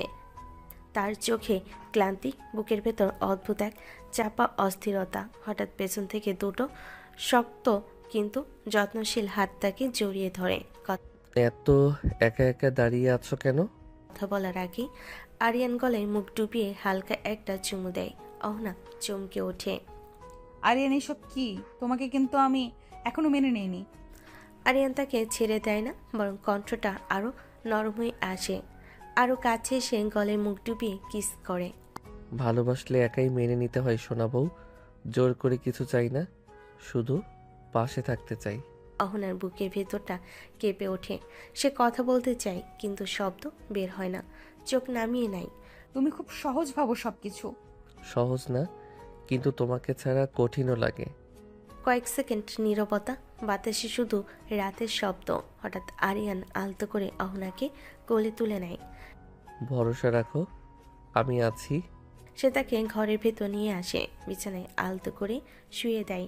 আলোটা মিলান, চারপাশে শান্তি। আরিয়ান পাশে বসে কপালে আলতো হাত বুলিয়ে দেয়। অহনা চোখ বন্ধ করে রাখে। রাগ আছে, দ্বিধা আছে, তবুও কোথাও এক টুকরো নির্ভরতা। আরিয়ান নামাও আমাকে, আমি সহজে মানবো না আরিয়ান। জানি, তাই তো ধীরে ধীরে তোমার মন জয় করব। আরিয়ান তার কপালে হালকা চুমু দেয়। কোনো তাড়াহুড়ো নেই, শুধু নীরব যত্ন, নিরাপত্তার অনুভূতি। বাইরে রাত আরও গভীর হয়, আর ভেতরে দুজন মানুষের মাঝখানে জন্ম নেয় এক নিঃশব্দ প্রতিশ্রুতি। গভীর রাত, ঘরের আলো নিভে গেছে অনেক আগেই। বাইরের নিস্তব্ধতা, শুধু মাঝে মধ্যে দূরে গাড়ির শব্দ। অহনা ঘুমিয়ে আছে ভেবে আরিয়ান আস্তে করে বিছানা ছেড়ে উঠে দাঁড়ায়। সে বারান্দার দিকে না গিয়ে সরাসরি ঘরের এক কোণে দাঁড়িয়ে ফোন কানে তোলে। কণ্ঠটা আর আগের মতো নরম নেই, গম্ভীর। হ্যাঁ, ঠিক আছে, আপনাদের টাকা পেয়ে যাবেন, কিন্তু একটা কথা পরিষ্কার করে বলি, কেউ যেন কিছু জানতে না পারে। ফোনের ওপাশ থেকে কি বলা হচ্ছে বোঝা যায় না। আরিয়ানের চোখ গাঢ় হয়ে ওঠে। না, এখন নয়, সময় হলে আমি নিজেই জানাবো। এই ব্যাপারটা এখানেই শেষ থাকুক। হ্যাঁ, ঝুঁকি আমি নেব, কিন্তু অহনাকে না, এই কথাটা বাদ দিন। ফোন কেটে যায়। আরিয়ান একটা দীর্ঘশ্বাস ফেলে। ঠিক তখনই পিছন থেকে শান্ত কিন্তু তীক্ষ্ণ একটা কণ্ঠ ভেসে আসে। কে কি জানতে পারবে আরিয়ান? আরিয়ান চমকে ঘুরে দাঁড়ায়, দেখে অহনা বিছানায় বসে আছে। চোখে ঘুম নেই, আছে প্রশ্ন। তুমি জেগে আছো? ফোনের শব্দে ঘুম ভাঙছে। এখন বলো, কি লুকাচ্ছ তুমি? আরিয়ান কিছুক্ষণ চুপ করে থাকে, মুখের ভাব বদলে যায়। সে ধীরে এগিয়ে এসে অহনার সামনে বসে। কিছু না, অযথা চিন্তা করো না। অযথা হলে রাতের বেলা এমন কথা বলতে হয় না। টাকা কেউ যেন না জানে। এসব কি আরিয়ান? কিছু ব্যাপার আছে যেগুলো এখন বললে ঠিক হবে না। আমি কি সেই কেউ যাকে কিছু না জানালেই ভালো? না, তুমি কেউ না, তুমি তুমি আমার সবচেয়ে আপন। তাহলে আমার চোখের দিকে তাকিয়ে বলো, এই টাকা, এই ফোন, এই গোপন কথা সবই কি সাধারণ? বিশ্বাস করো আমাকে, সময় এলে সব জানতে পারবে। আমি বিশ্বাস করতে চাই আরিয়ান, কিন্তু অন্ধ হয়ে না। দুজনের মাঝখানে নেমে আসে ভারী নীরবতা। বাইরে রাত আরও গভীর হয়। সে নীরবতার মাঝেই অহনার মনে প্রথমবার স্পষ্ট হয়, আরিয়ান শুধু একজন ছাত্র বা স্বামী নয়, তার জীবনের সঙ্গে জড়িয়ে আছে এমন এক রহস্য, যার ছায়া হয়তো খুব শীঘ্রই সব কিছু ঢেকে দেবে। ভোরের আলো ধীরে ধীরে ঘরে ঢুকছে। রাতের ভারী নীরবতা কেটে গিয়ে সকালের হালকা শব্দে বাড়িটা জেগে উঠছে। বিছানার একপাশে অহনা বসে আছে, চোখে ঘুম কম, ভাবনা বেশি। আরিয়ান পাশ ফিরে তাকায়। এত ভোরে উঠে গেলে কেন? ঘুম আসছিল না। আমার জন্য? অহেতুক কথা বলো না, ওঠো, নাস্তা করবে না? আজ একসাথে ভার্সিটিতে যাব। সবাই দেখবে। দেখুক, আমরা তো একসাথেই যাচ্ছি, আলাদা কিছু করছি না। ঠিক আছে, তবে বাড়াবাড়ি না। ম্যাডামের আদেশ মাথায়। কিছুক্ষণ পর ডাইনিং টেবিলে দুজন পাশাপাশি বসে। টেবিলে রুটি, ডিম ভাজি আর চা। আরিয়ানের মা হাসি মুখে বলে, আজ দুজন একসাথে যাচ্ছ? হ্যাঁ মা। ভালো, খেয়ে নে মা, খেয়ে নে ভালো করে। চা ভালো হয়েছে মা। তুমি পছন্দ করো জেনেই বানিয়েছি। বেশি তাড়াহুড়ো করো না, সময় আছে। তুমি খাও, আমার ক্লাস আছে। এটা নাও। এসব ছাত্রসুলভ কাণ্ড ক্লাসে করবে না।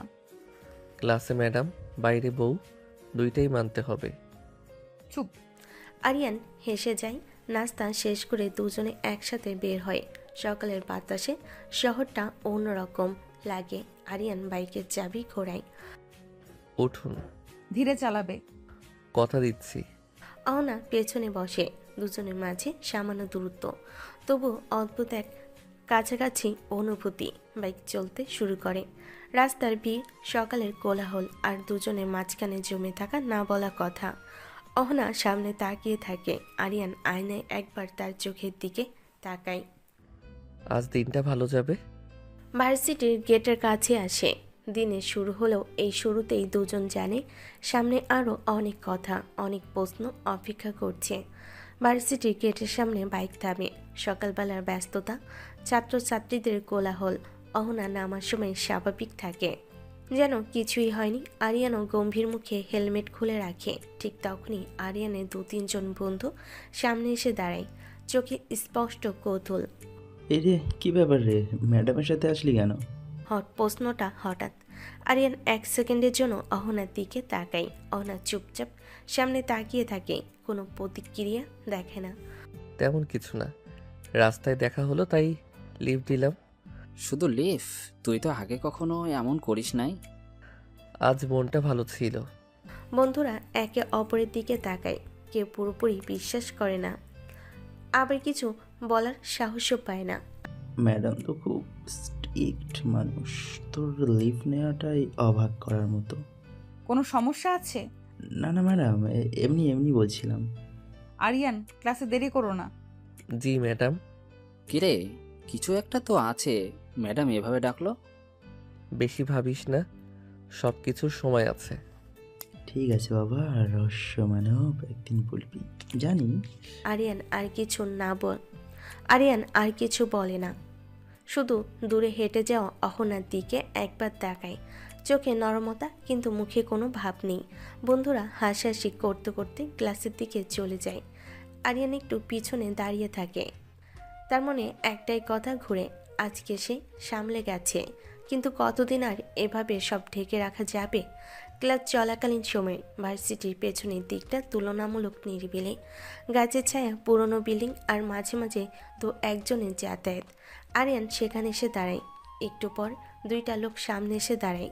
দুজনের মুখে সেই চেনা কঠিন ভাব, যেটা অহনা কোনোদিন ভুলতে পারেনি। ক্লাসরুমে দাঁড়িয়ে অহনা বোর্ডে লিখছিল। হঠাৎ জানালার বাইরে চোখ পড়তে তার কলম থেমে যায়। এরা? বুকের ভেতর কেঁপে ওঠে তার। এই 2জন লোক ঠিক এদেরই সে দেখেছিল সেই দিনে, যেদিন তাকে জোর করে ধরে এনে বিয়ের আসরে বসানো হয়েছিল। অহনা জানালার আড়ালে দাঁড়িয়ে তাকিয়ে থাকে। বলেছিলেন আজই দেখা করতে। হ্যাঁ করব, বলছি তো, ভুলিনি। আপনাদের টাকা পেয়ে যাবেন। তাহলে আমরা কোথায় থাকবো? রেস্টুরেন্টে গিয়ে অপেক্ষা করবেন, আমি লোক পাঠিয়ে দেব। আর ওই দিনের কথা? এই কথাটা কেউ কোনোদিন জানতে পারবে না, বিশেষ করে অহনা। কথাটা বলার সময় আরিয়ানের কণ্ঠে এমন এক দৃঢ়তা যা লোক দুটোকে চুপ করিয়ে দেয়। বুঝেছি, আমরা কিছু বলবো না। না বললেই ভালো, এখন যান। লোক দুটো সরে যায়। আরিয়ান একা দাঁড়িয়ে থাকে। গভীর একটা নিঃশ্বাস নেই, যেন বুকের ভেতর জমে থাকা ভারী কিছু চেপে রাখছে। ক্লাসরুমে অহনার হাত কাঁপছে। সে বোর্ডে লেখা থামিয়ে দেয়। এরা কেন এখানে? আরিয়ান কি লুকাচ্ছে আমার কাছ থেকে? তার চোখে ভেসে ওঠে সেই দিনের দৃশ্য, হাত পা চেপে ধরা, ভয়, অসাধ্য, আর ঠিক সেই মুখগুলো। ক্লাস শেষের ঘন্টা বাজে। ছাত্রছাত্রীরা বের হতে শুরু করে। অহনা জানালার দিকে আর তাকায় না, কিন্তু সন্দেহটা তার সঙ্গে সঙ্গে বেরিয়ে আসে। বাইরে আরিয়ান দাঁড়িয়ে আছে। অহনা তাকে দেখেও কিছু বলে না, শুধু চোখে একরাশ প্রশ্ন নিয়ে সামনে এগিয়ে যায়। ক্লাস শেষ? হ্যাঁ। 2জন পাশাপাশি হাঁটে, কিন্তু মাঝখানে দূরত্বটা আজ একটু বেশি। অহনার মনে শুধু একটাই প্রশ্ন ঘুরপাক খায়, যে লোকগুলো তার জীবনের সবচেয়ে ভয়ঙ্কর দিনের সাক্ষী, তারা আজ কেন আবার আরিয়ানের পাশে? ভার্সিটি থেকে ফেরার পথে 2জন পাশাপাশি হাঁটছে। চারপাশে মানুষের ভিড়, কিন্তু অহনার ভেতরটা অদ্ভুতভাবে ফাঁকা। সে বারবার আরিয়ানের মুখের দিকে তাকাতে চায়, আবার তাকায় না। কিছুক্ষণ নীরব থাকার পর হঠাৎ অহনা থেমে যায়। আরিয়ান, একটা কথা জিজ্ঞেস করি? বলুন। সেদিনের কথা মনে আছে, যেদিন আমরা ওই বাড়িতে আটকে পড়েছিলাম? হ্যাঁ মনে আছে। আমরা তো কাউকে ডাকিনি, কেউ কি আমাদের দেখেনি? তাহলে হঠাৎ এতগুলো লোক চলে এলো কিভাবে? আমাদের প্রেমিক প্রেমিকা ভেবে জোর করে বিয়ে দিয়ে দিল, ব্যাপারটা গোলমেলে না? আর এসব পুরনো কথা না বলাই ভালো, সব শেষ হয়ে গেছে। শেষ হয়ে গেছে বলে কি প্রশ্নগুলো শেষ হয়ে যায়? আমার মনে হচ্ছে কেউ ইচ্ছে করে আমাদের বিয়ে দিয়েছে। কথাটা যেন বজ্রপাতের মতো লাগে। আরিয়ানের বুকের ভেতরটা কেঁপে ওঠে, হাতের মুঠো শক্ত হয়ে যায়। এসব কি বলছেন আপনি? আমি ভয় পাচ্ছি না আরিয়ান, আমি শুধু সত্যটা বুঝতে চাই। আরিয়ান কথা বলতে পারে না, চোখ নামিয়ে নেয়। ভেতরে ভেতরে একটা অজানা আতঙ্ক ছড়িয়ে পড়ে। সে জানে অহনা ঠিক পথেই হাঁটছে, আর এই প্রশ্নগুলোর উত্তর বেরোলে সবকিছু আর আগের মতো থাকবে না। তুমি সেদিন খুব তাড়াতাড়ি সব মেনে নিয়েছিলে। কখনো কি ভেবেছো ওই লোকগুলো এত নিশ্চিত ছিল কেন? আপনি বেশি ভাবছেন। আর তুমি কম বলছো। দুজনের মাঝে আবার নেমে আসে নীরবতা, কিন্তু এই নীরবতা আগের মতো শান্ত না। এতে আছে প্রশ্ন, ভয় আর চাপা সত্য। আরিয়ান মনে মনে সিদ্ধান্ত নেয়, এই রহস্য তাকে যতই জ্বালাক, অহনাকে সে এখনই সব জানতে দেবে না। আর অহনা বুঝে যায় যে বিয়েটা সে দুর্ঘটনা ভেবেছিল, তার পেছনে লুকিয়ে আছে গভীর কোনো ষড়যন্ত্র। রাতের বাতাসে ছাদের দিকটা শান্ত, কিন্তু চাঁদ কেবল অর্ধেক মুখ দেখাচ্ছে। অহনা ছাদে এসেছে, হালকা নীরবতায় বসে। পাশের দোলনায় বসেছে তার ভাবি। বাতাসে মৃদু ঠান্ডা, দুজনেই মাঝে হালকা চাপা অদ্ভুত নীরবতা। আচ্ছা না, তোমাদের বিয়ে কিভাবে হলো? আমরা তো কিছুই জানি না। আরিয়ান তো শুধু রাতে তোমাকে সাথে নিয়ে বাড়ি এসেছে। কিভাবে, কখন, কিছুই জানি না। ঠিক আছে ভাবি, শুনুন। অহনা ধীরে কথা বলতে শুরু করে, মনে করে সেই দিন কি ঘটেছিল। ওই দিন আরিয়ান আমাকে লিফট দিয়েছে। বৃষ্টি ঝরছিল ঝড়ের মতো। আমি বাইরেও গিয়েছি, কিন্তু গাড়ি রিক্সা কিছুই পাওয়া যাচ্ছিল না। হঠাৎ আমাদের সামনে এত বড় গাছ ভেঙে পড়ে। আরিয়ান তখন বাইকে ছিল। বাইকটা গাছের সঙ্গে ধাক্কা খেয়ে খুব ক্ষতিগ্রস্ত হয়েছে। স্টার্ট হচ্ছিল না, চলছিল না। আমরা তখন দেখলাম পাশেই একটা পুরাতন বাড়ি আছে। নিঃশ্বাসে সেই দিনের গন্ধ ফিরে আসে। বাতাস ভিজে কাপড়, বজ্রপাতের দূর দূরান্ত শব্দ, আর ধ্বংসপ্রাপ্ত গাছের ভাঙ্গা কাণ্ড। আমরা সেখানে উঠে যাই। বহু ঘর ছিল, পুরনো, ভেজা, কিন্তু আমরা নিরাপদ ছিলাম। ঝড় বৃষ্টির আওয়াজ এমন করছিল যেন পুরো বিশ্ব থেমে গেছে। আমরা একসাথে বসেছিলাম, কেবল নিঃশ্বাস নিয়েছি, কথা হয়নি। কেননা আশেপাশে এত গর্জন। সেদিন আমরা একে অপরের কাছে ছিলাম। হঠাৎ যে কয়েকটা লোক এসে আমাদের বাজে কাজ করছি বলে বলতে থাকে। আমরা কেউ প্রস্তুত ছিলাম না সেজন্য। তারপর তারা আমাদের বিয়ের জন্য বাধ্য করতে থাকে। আর কিছুই মনে নেই, শুধু সেই ভয় আর ঝড়ের মধ্যে নিরাপদ থাকার অনুভূতি। এইভাবেই বিয়ে হয়ে গেছে ভাবি। কেউ বোঝার আগেই আমাদের জন্য জোর করেই বা অনিচ্ছাকৃতভাবে হয়ে গেছে।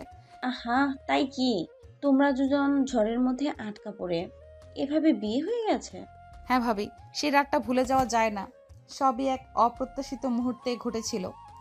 জানি না কিভাবে লোকগুলো এমনভাবে বিয়ে দিয়ে দিল। তাহলে সবই ঘটেছে তোমাদের নিজেদের অমতে। কিন্তু মনে রাখো, সত্যিটা একদিন বেরোবে। তাই যেন হয় ভাবি। রাত গভীর, ঘরের আলো নরম। অহনা ঘরে প্রবেশ করতেই আরিয়ান তার পাশে এসে দাঁড়ায়, চোখে অল্প হাসি আর মুখে একটু জিদ। এত রাত পর্যন্ত কই ছিলে সোনা? ভাবির সাথে গল্প করছিলাম আরিয়ান। আরিয়ান অহনার দিকে এগিয়ে আসে, হঠাৎ পিছন থেকে জড়িয়ে ধরে তার গলায় মুখ ডুবিয়ে কিস করে, চোখের ঝলক, মাঝে মাঝে আদরের একটু খুনসুটি মিশিয়ে। ভাবিকে সময় না দিয়ে আমাকে সময় দাও ম্যাডাম। স্বামীর দিকটাও একটু দেখো। যে স্বামী মানি না তার দিকে কি দেখব?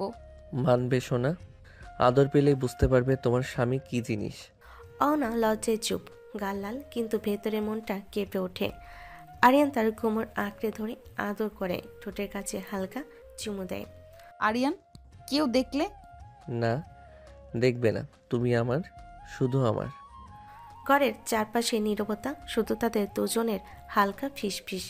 রাত নীরব, চাঁদের আলো ভেজা ঘর। অহনা জানালার পাশে দাঁড়িয়ে আছেন। আরিয়ান ধীরে ধীরে অহনার পাশে এসে বলে, আজ আদর করতে দাও সোনা, আর পারছি না। অহনা চুপ, কোনো উত্তর দেয়নি।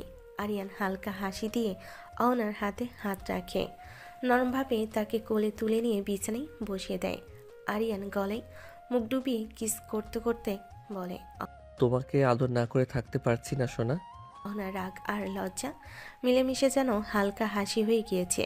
আরিয়ান ধীরে ধীরে তার শাড়ি হালকা সরিয়ে ভালোবাসার চুমু দিয়ে বুকে মুখ ডুবিয়ে আদর করতে থাকে।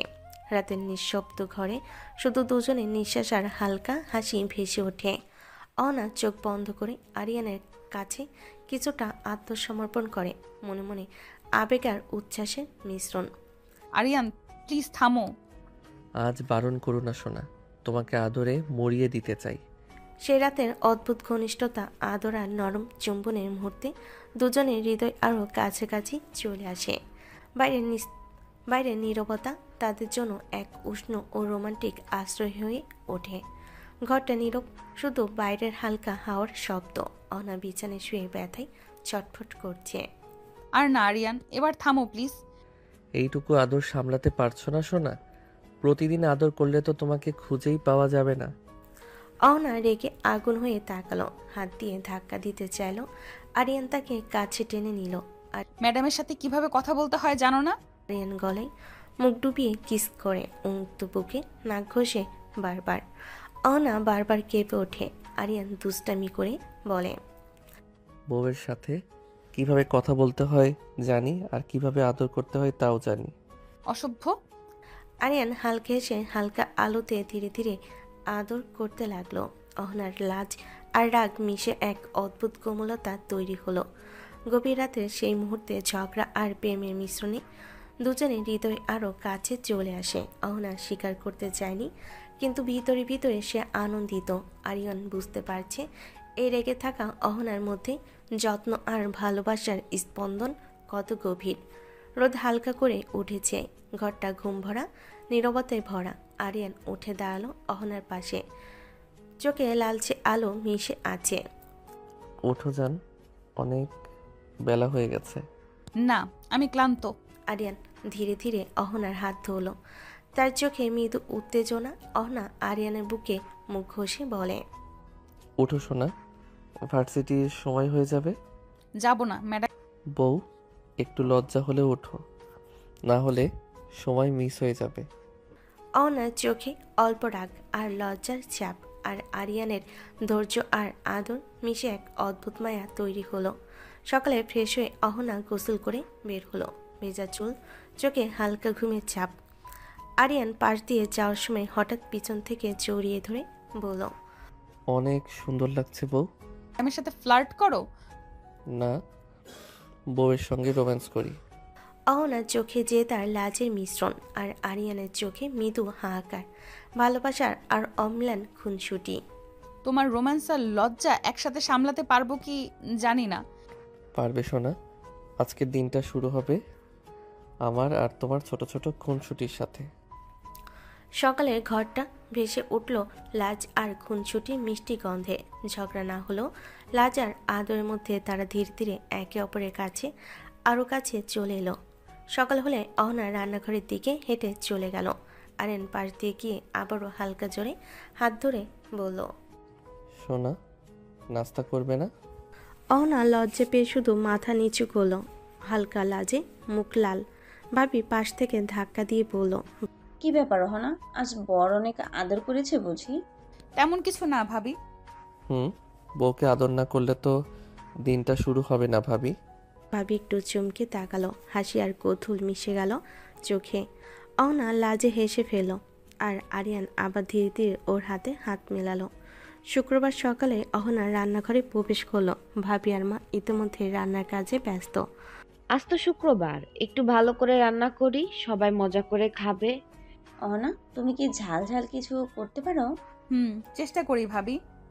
অহনা, আলু কেটে দাও। হ্যাঁ মা। আজ দেখবো অহনা কেমন ঝাল খেতে পারে। অহনা লাজে হেসে ফেল। মার ভাবি হাসতে হাসতে নিজেদের কাজে মন দিল। কেন মা, সবার মন মতো করেন? না মা, আজ তোমার পছন্দের রান্নাই হবে। তাহলে আমি কিছু রান্না করব মা। ঠিক আছে, তাহলে মাংসটা করো। আচ্ছা মা। দুপুরে সূর্যের আলো বাড়ির ভেতর ঢুকেছে। রান্নাঘর থেকে সুগন্ধি মিষ্টি মশলাদার খাবারের সুবাস টেবিলের কোণে পৌঁছেছে। সবে টেবিলে বসে মুখে হালকা হাসি নিয়ে খাবার দেখছে। মাংসটা দারুণ স্বাদ হয়েছে। কে রান্না করেছে এইটা? অহনা করেছে। অসাধারণ স্বাদ হয়েছে ছোট বৌমা। অহনা লাজুক হলো গর্বিত লাগছে তার রান্নার প্রশংসা পেয়ে, আর সবাই খাবারের স্বাদে মুগ্ধ হয়ে যাচ্ছে। হ্যাঁ, সত্যি দারুণ হয়েছে। আজ সবাই সত্যি করে খাচ্ছে। খাবার টেবিলে হাসি, ছোটোখাটো খুনসুটি আর মিষ্টি কথার মধ্যে পুরো দুপুরটা আনন্দে ভরে উঠল।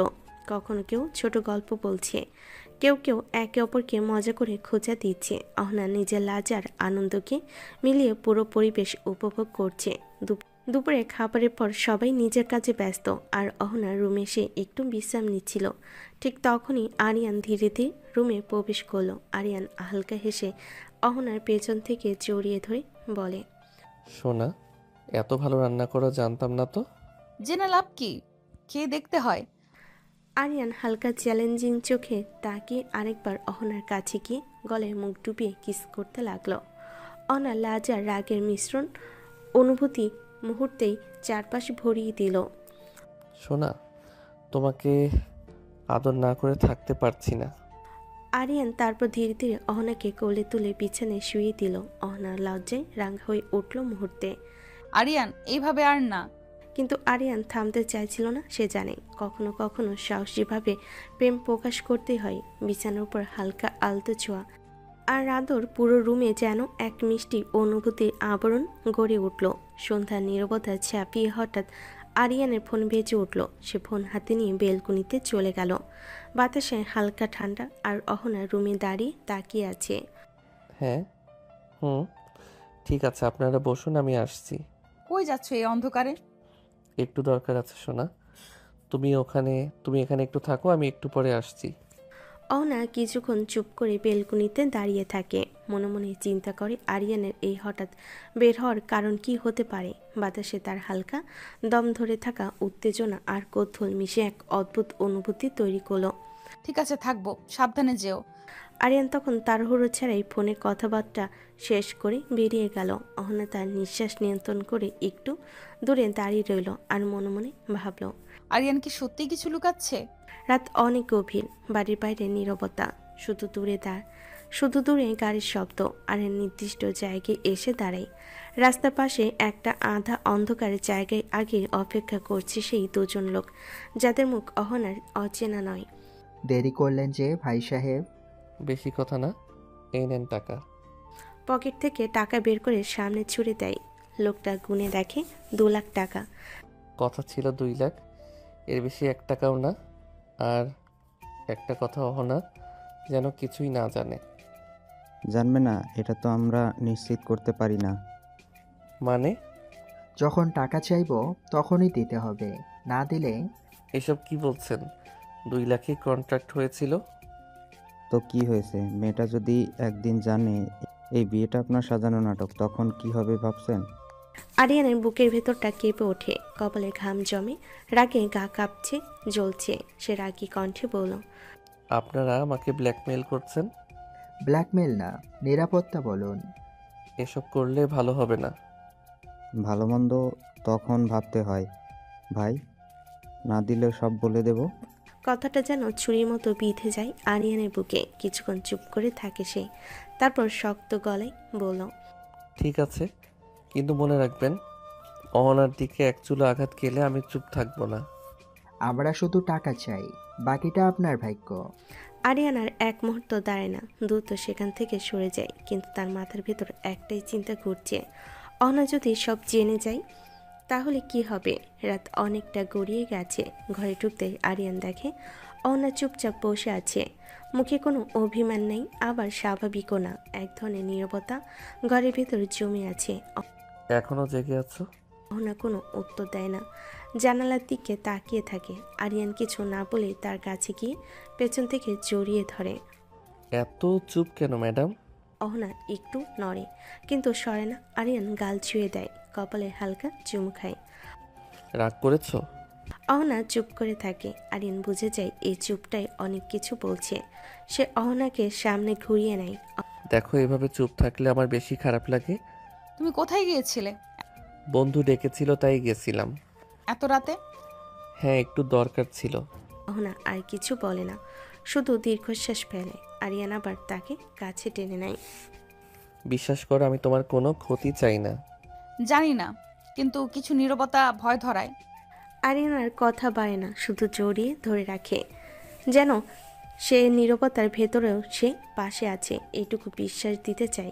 দেখতে দেখতে 1 মাস কেটে গেছে। সময়টা যেন নীরবে অনেক কিছু বদলে দিয়েছে। যে অহনা একসময় দ্বিধা আর প্রশ্নে ভরে ছিল, আজ সে অনেক শান্ত। আরিয়ান আর অহনার সম্পর্কটা ধীরে ধীরে গভীর হয়েছে। ঝগড়া হয়েছে, অভিমান হয়েছে, আবার ভালোবাসাও বেড়েছে। ঘরের ভেতর এখন আর অস্বস্তি নেই। একসাথে চা খাওয়া, রাত জেগে কথা বলা, ভার্সিটিতে যাওয়া, আগে ছোট ছোট খুনসুটি, সব কিছুতেই একটা আপন ভাব চলে এসেছে। কিন্তু একটা বিষয় এখনও একই রয়ে গেছে, ভার্সিটিতে কেউ কিছু জানে না। আজ সকালটা অহনার কাছে একটু আলাদা। আয়নায় নিজের দিকে তাকিয়ে সে গভীর শ্বাস নেয়। আর লুকিয়ে রাখবো না, এবার বলতেই হবে। কি ভাবছো ম্যাডাম? এত সিরিয়াস লাগছে কেন? আরিয়ান, আজ আমি ভার্সিটিতে একটা কথা জানাতে চাই। কি কথা? আমাদের কথা, আর লুকিয়ে রাখতে চাই না। ভয় পাচ্ছ? হ্যাঁ, কিন্তু ভয় থেকে বড় হয়ে গেছে একটা দায়িত্ব। আমি তোমার সাথে আছি, যাই বলো, যেভাবেই বলো। ক্যাম্পাসে ঢুকতেই পরিচিত সব মুখ, ছাত্রছাত্রীদের কোলাহল, সহকর্মী ম্যাডামের ব্যস্ততা, সব আগের মতোই। কিন্তু অহনার বুকের ভেতর আজ অন্যরকম চাপ। একজন সহকর্মী এগিয়ে আসে। আরে অহনা, আজ তোমাকে কেমন জানি আলাদা লাগছে। হয়তো আজ একটা সত্য বলার দিন। কি সত্য? অহনার ক্লাসের দিকে তাকাই। দূরে আরিয়ান বন্ধুদের সাথে দাঁড়িয়ে। চোখাচুকি হতেই আরিয়ান মাথা নেড়ে বলতে পারো। অহনা গভীর শ্বাস নেই। ভয় আছে, কিন্তু পেছনে ফেরার ইচ্ছে নেই। এই সম্পর্কটা শুধু গোপন গল্প হয়ে থাকবে না, এটা আমার জীবন, আমার সত্য। ভার্সিটির বড় হলরুমটা আজ অন্যরকম ব্যস্ত। শিক্ষক, শিক্ষিকা, স্টুডেন্ট সবাই উপস্থিত। অহনা সামনে দাঁড়িয়ে আছে, মুখে শান্ত ভাব, কিন্তু বুকের ভেতর ঝড়। এক মুহূর্তের জন্য সে চোখ বন্ধ করে গভীর শ্বাস নেয়। তারপর মাইকের সামনে এগিয়ে আসে। আপনারা সবাই জানেন আমি অবিবাহিত। হলরুমে হালকা গুঞ্জন ওঠে। সবে মনোযোগ দিয়ে তাকিয়ে আছে। কি বলতে চলেছে ম্যাডাম? সবাই শুনতে আগ্রহী। কিন্তু এটা সত্য নয়। গত 2 মাস আগে আমার বিয়ে হয়েছে। চারপাশে ফিসফাস শুরু হয়ে যায়। কেউ বিশ্বাস করতে পারছে না। ম্যাম কি সত্যি বলছে? কারোর বুঝে আসছে না। আমি এতদিন বলতে পারিনি, লজ্জা লাগতো, কারণ সে আমার জুনিয়র, সে আমারই ছাত্র। এই কথাই পুরো হলরুমে যেন শ্বাস আটকে যায়। ছাত্র মানে, তার মানে এই ভার্সিটিতেই পড়ে। কে সে? কে হতে পারে? সবে আগ্রহী হয়ে তাকিয়ে রইল। কিন্তু আজ আর লজ্জা নেই, কারণ আমাদের সম্পর্ক পবিত্র। আমরা দুজন একসাথে ভালো আছি। আর সে আর কেউ নয়, আরিয়ান। মুহূর্তের মধ্যেই পুরো ভার্সিটি স্তব্ধ হয়ে যায়। তারপর কেউ অবাক চোখে তাকিয়ে আছে, কেউ ফিসফিস করে কথা বলছে, কেউ বিশ্বাসই করতে পারছে না। আরিয়ান তো ওনার ছাত্র। এটা কিভাবে সম্ভব? চারিদিকে কানাঘুষা ছড়িয়ে পড়ে। গুঞ্জনে ভরে যায় পুরো হলরুম। আরিয়ান পেছন থেকে এগিয়ে আসে। মুখে কোনো ভয় নেই। সে অহনার পাশে দাঁড়িয়ে বলে, ম্যাডাম একা না, আমি তার স্বামী, আর আমি গর্বিত তাকে স্ত্রী হিসেবে পেয়ে। অহনা একবার আরিয়ানের দিকে তাকায়, চোখে কৃতজ্ঞতা, বিশ্বাস আর ভালোবাসা। চারপাশের কানাঘুষা আরও জোরালো হয়, কিন্তু অহনার বুক হালকা, কারণ আজ সে আর লুকাচ্ছে না। হলরুমে এখনও কানাঘুষার শব্দ থামেনি। অহনা ঘোষণা সবাইকে নাড়িয়ে দিয়েছে। কেউ ফিসফিস করছে, কেউ বিস্ময়ে তাকিয়ে আছে। ঠিক সেই সময় অহনা আবার মাইকের সামনে এগিয়ে আসে। এবার তার গলা আরও শান্ত, আরও দৃঢ়। আমি জানি এই কথাটা নিয়ে আপনারা অনেক কথা বলবেন, কানাকানি করবেন, প্রশ্ন উঠবে, তাই আজ আমি আরেকটা সিদ্ধান্ত নিতে এসেছি। আমি আজই রিজাইন করতে চাই। রিজাইন?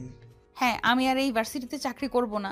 আপনারা যেন ভুল না ভাবেন, আমাদের বিয়ে প্রেমের নয়, এটা একটা কারণে আমরা বিয়ে করেছি। অহনার চোখে এক ফোঁটা জল চিকচিক করে ওঠে, কিন্তু পড়ে না। সে জানে এখানে চাকরি করা আর সম্ভব হবে না। আপনারা হয়তো ভাবতে পারেন আমরা ভার্সিটিতে প্রেম করেছি, কিন্তু সেটা সত্যি নয়। তাই যাতে ভবিষ্যতে কেউ কোনো কথা বলতে না পারেন, আমি নিজেই সরে যাচ্ছি। পুরো হলরুম স্তব্ধ, কেউ কিছু বলছে না। ঠিক তখনই আরিয়ান এগিয়ে আসে, কণ্ঠে উৎকণ্ঠা। সে এই ব্যাপারে কিছু জানে না। এই সিদ্ধান্ত তুমি কখন নিলে? আমাকে তো বললে না। অহনা আরিয়ানের দিকে তাকায়, চোখে মায়া, কিন্তু সিদ্ধান্তে এক চুলো নরম না। সে সাহস করে বলে, নিয়েছি কাল রাতে, বলিনি তোমাকে। কেন? কারণ জানতাম তুমি মানবে না, কিন্তু এই লড়াইটা আমাকে একাই লড়তে হবে। আরিয়ান চুপ করে থাকে। সে বুঝে যায় এই সিদ্ধান্ত অহনা হালকাভাবে নেয়নি। এটা তার আত্মসম্মানের সিদ্ধান্ত। আজ অহনা শুধু নিজের চাকরি ছাড়ছে না, সে নিজের সম্মান, নিজের ভালোবাসাকে রক্ষা করতে এক বড় ত্যাগ স্বীকার করছে। কিন্তু এই ত্যাগের পর সামনে কি অপেক্ষা করছে? সম্মান না আরও বড় ঝড়? হলরুমে থমথমে নীরবতা। অনেক সিদ্ধান্তে সবাই স্তব্ধ। ঠিক সেই সময় আরিয়ান এক ধাপ এগিয়ে আসে। তার কণ্ঠে কোনো দ্বিধা নেই, শুধু দৃঢ়তা। তোমার সব সিদ্ধান্তে আমি পাশে আছি, চিন্তা করো না অহনা, তুমি একা নও। অহনা আরিয়ানের দিকে তাকায়। চোখে জমে থাকা ভয়টা যেন একটু হালকা হয়ে আসে। আমি জানতাম তুমি আমাকে বুঝবে। ঠিক তখনই প্রধান শিক্ষক মাইকের সামনে আসেন। তার কণ্ঠ শান্ত কিন্তু দায়িত্বপূর্ণ। আনহা, তোমার চাকরি ছাড়তে হবে না। আমরা পুরো বিষয়টা বুঝতে পেরেছি। তোমরা দুজন একে অপরকে অনেক ভালোবাসো আর স্বামী স্ত্রীর সম্পর্ক পবিত্র। এই জায়গায় কোনো প্রশ্ন নেই। তুমি চাইলে তোমার চাকরি কন্টিনিউ করতে পারো। সবার চোখ এখন অহনার দিকে। মুহূর্তের জন্য হয়তো সব এখানেই ঠিক হয়ে যাবে, কিন্তু অহনা ধীরে মাথা নেড়ে আবার মাইকের কাছে আসে। সে একবার চারপাশে তাকায়, সহকর্মী, ছাত্রছাত্রী, পরিচিত মুখগুলো। সে জানে এখন কেউ কিছু না বলেও আড়ালে ঠিকই বলতে ভুলবে না। আমি চাই না আমার কারণে কারোর মনে প্রশ্ন উঠুক। আমি চাই না আমার স্বামীকে নিয়ে কেউ ফিসফিস করুক। তাই আমি চাকরি করব না স্যার, এই সিদ্ধান্তটা আমার। হলরুমে নিস্তব্ধতা নেমে আসে। কোনো কানাঘুষা নেই, কোনো প্রশ্ন নেই, শুধু সম্মান। তোমার সিদ্ধান্তের প্রতি আমরা সম্মান রাখছি অহনা। আরিয়ান চুপচাপ অহনার পাশে দাঁড়িয়ে থাকে। তার চোখে গর্ব। আজ অহনা শুধু একজন শিক্ষক নয়, সে একজন স্ত্রী, একজন সাহসী মানুষ। সন্ধ্যার দিকে আরিয়ান আর অহনা বাড়ি ফিরল। বাড়ির ভেতরে ঢুকতেই চেনা শান্ত পরিবেশ। রান্নাঘর থেকে ভেসে আসছে খাবারের গন্ধ। অহনা মনে মনে একটু হালকা অনুভব করে আজ আর কোনো লুকোচুরি নেই। ঠিক তখনই আরিয়ানের মা এগিয়ে এলেন। অহনা মা, একটা কথা শুনলাম, তুমি নাকি চাকরি ছেড়ে দিয়েছো? হ্যাঁ মা, এবার সংসারে মন দিতে চাই। তাহলে তো ভালোই হলো, দুই যা একসাথে কাজ করবে। আমার তো ছুটি। হ্যাঁ মা, আপনার এখন রেস্ট করার বয়স, আপনি কাজ করবেন কেন? আরে না না না, আমি তো এমনি এমনি এমনি বললাম। না মা, সত্যি বলছি, এখন আপনার দায়িত্ব আমাদের। আল্লাহ তোকে অনেক সুখ দিক মা। সংসারটা এমনই হোক, ভালোবাসার ভরা।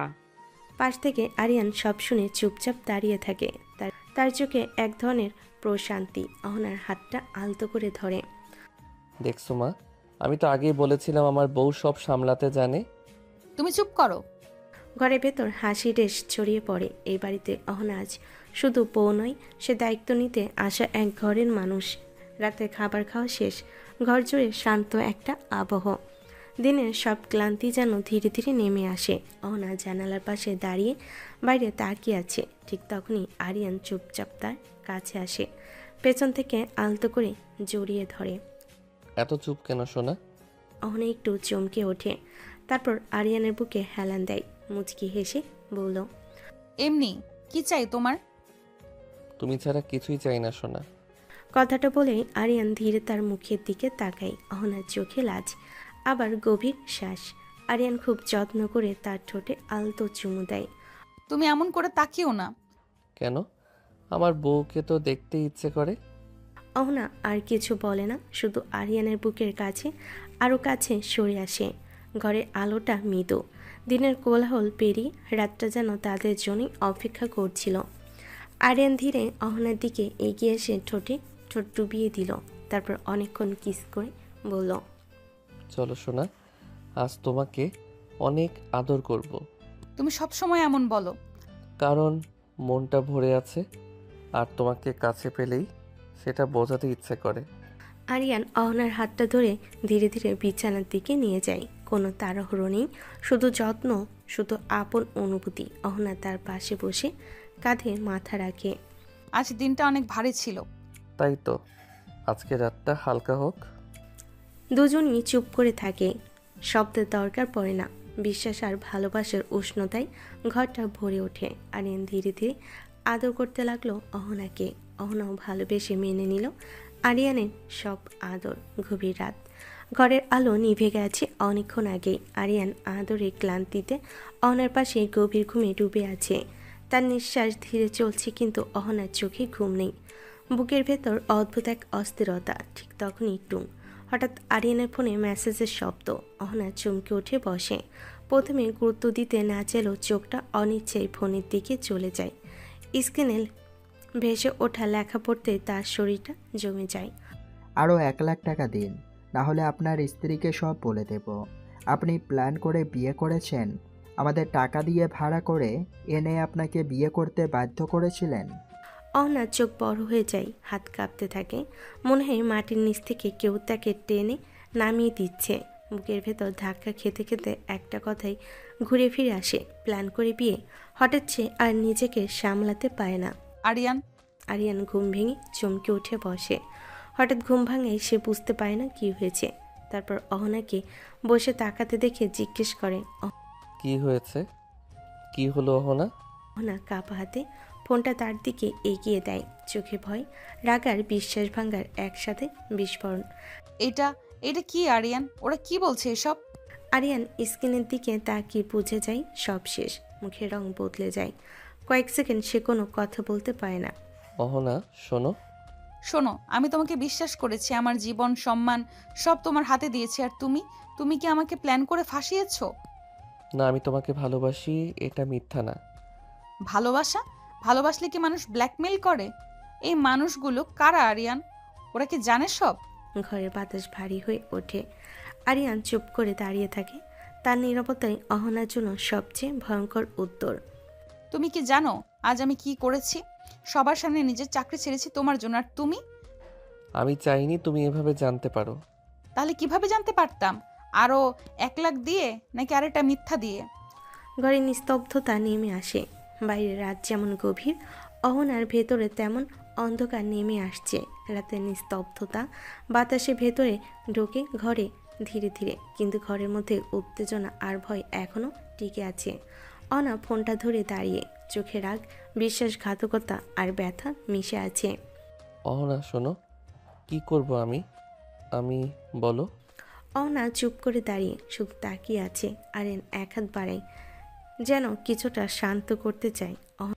আমি তো তোমাকে অনেক ভালোবাসতাম, সত্যি বলছি, কিন্তু আমি দেখতাম ভালো যোগ্যতার মানুষকে তুমি পাত্তা দাও না।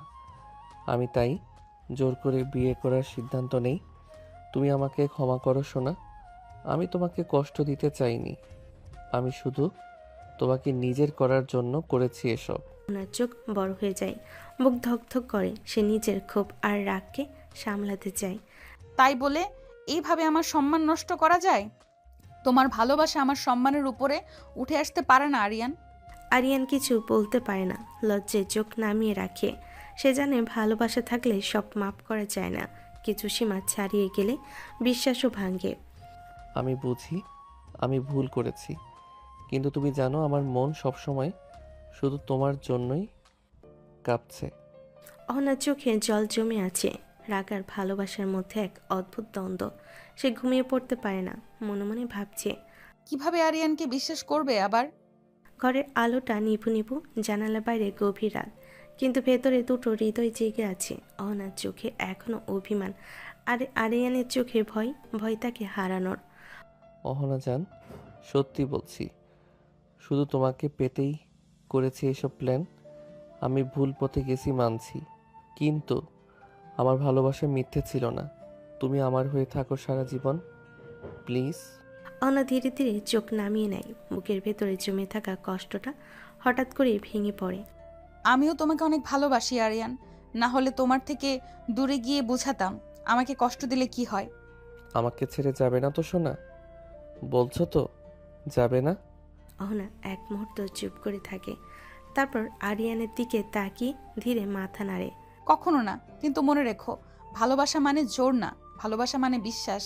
আর সেই বিশ্বাসটা আবার ভাঙলে আমি আর আগের মতো থাকবো না। আরিয়ান চোখ বন্ধ করে শ্বাস নেয়, যেন বুকের ওপর থেকে বিশাল বোঝা নেমে গেল। কথা দিচ্ছি, আর কোনো প্ল্যান, কোনো লুকোচুরি না। এখন থেকে শুধু সত্যি আর তুমি।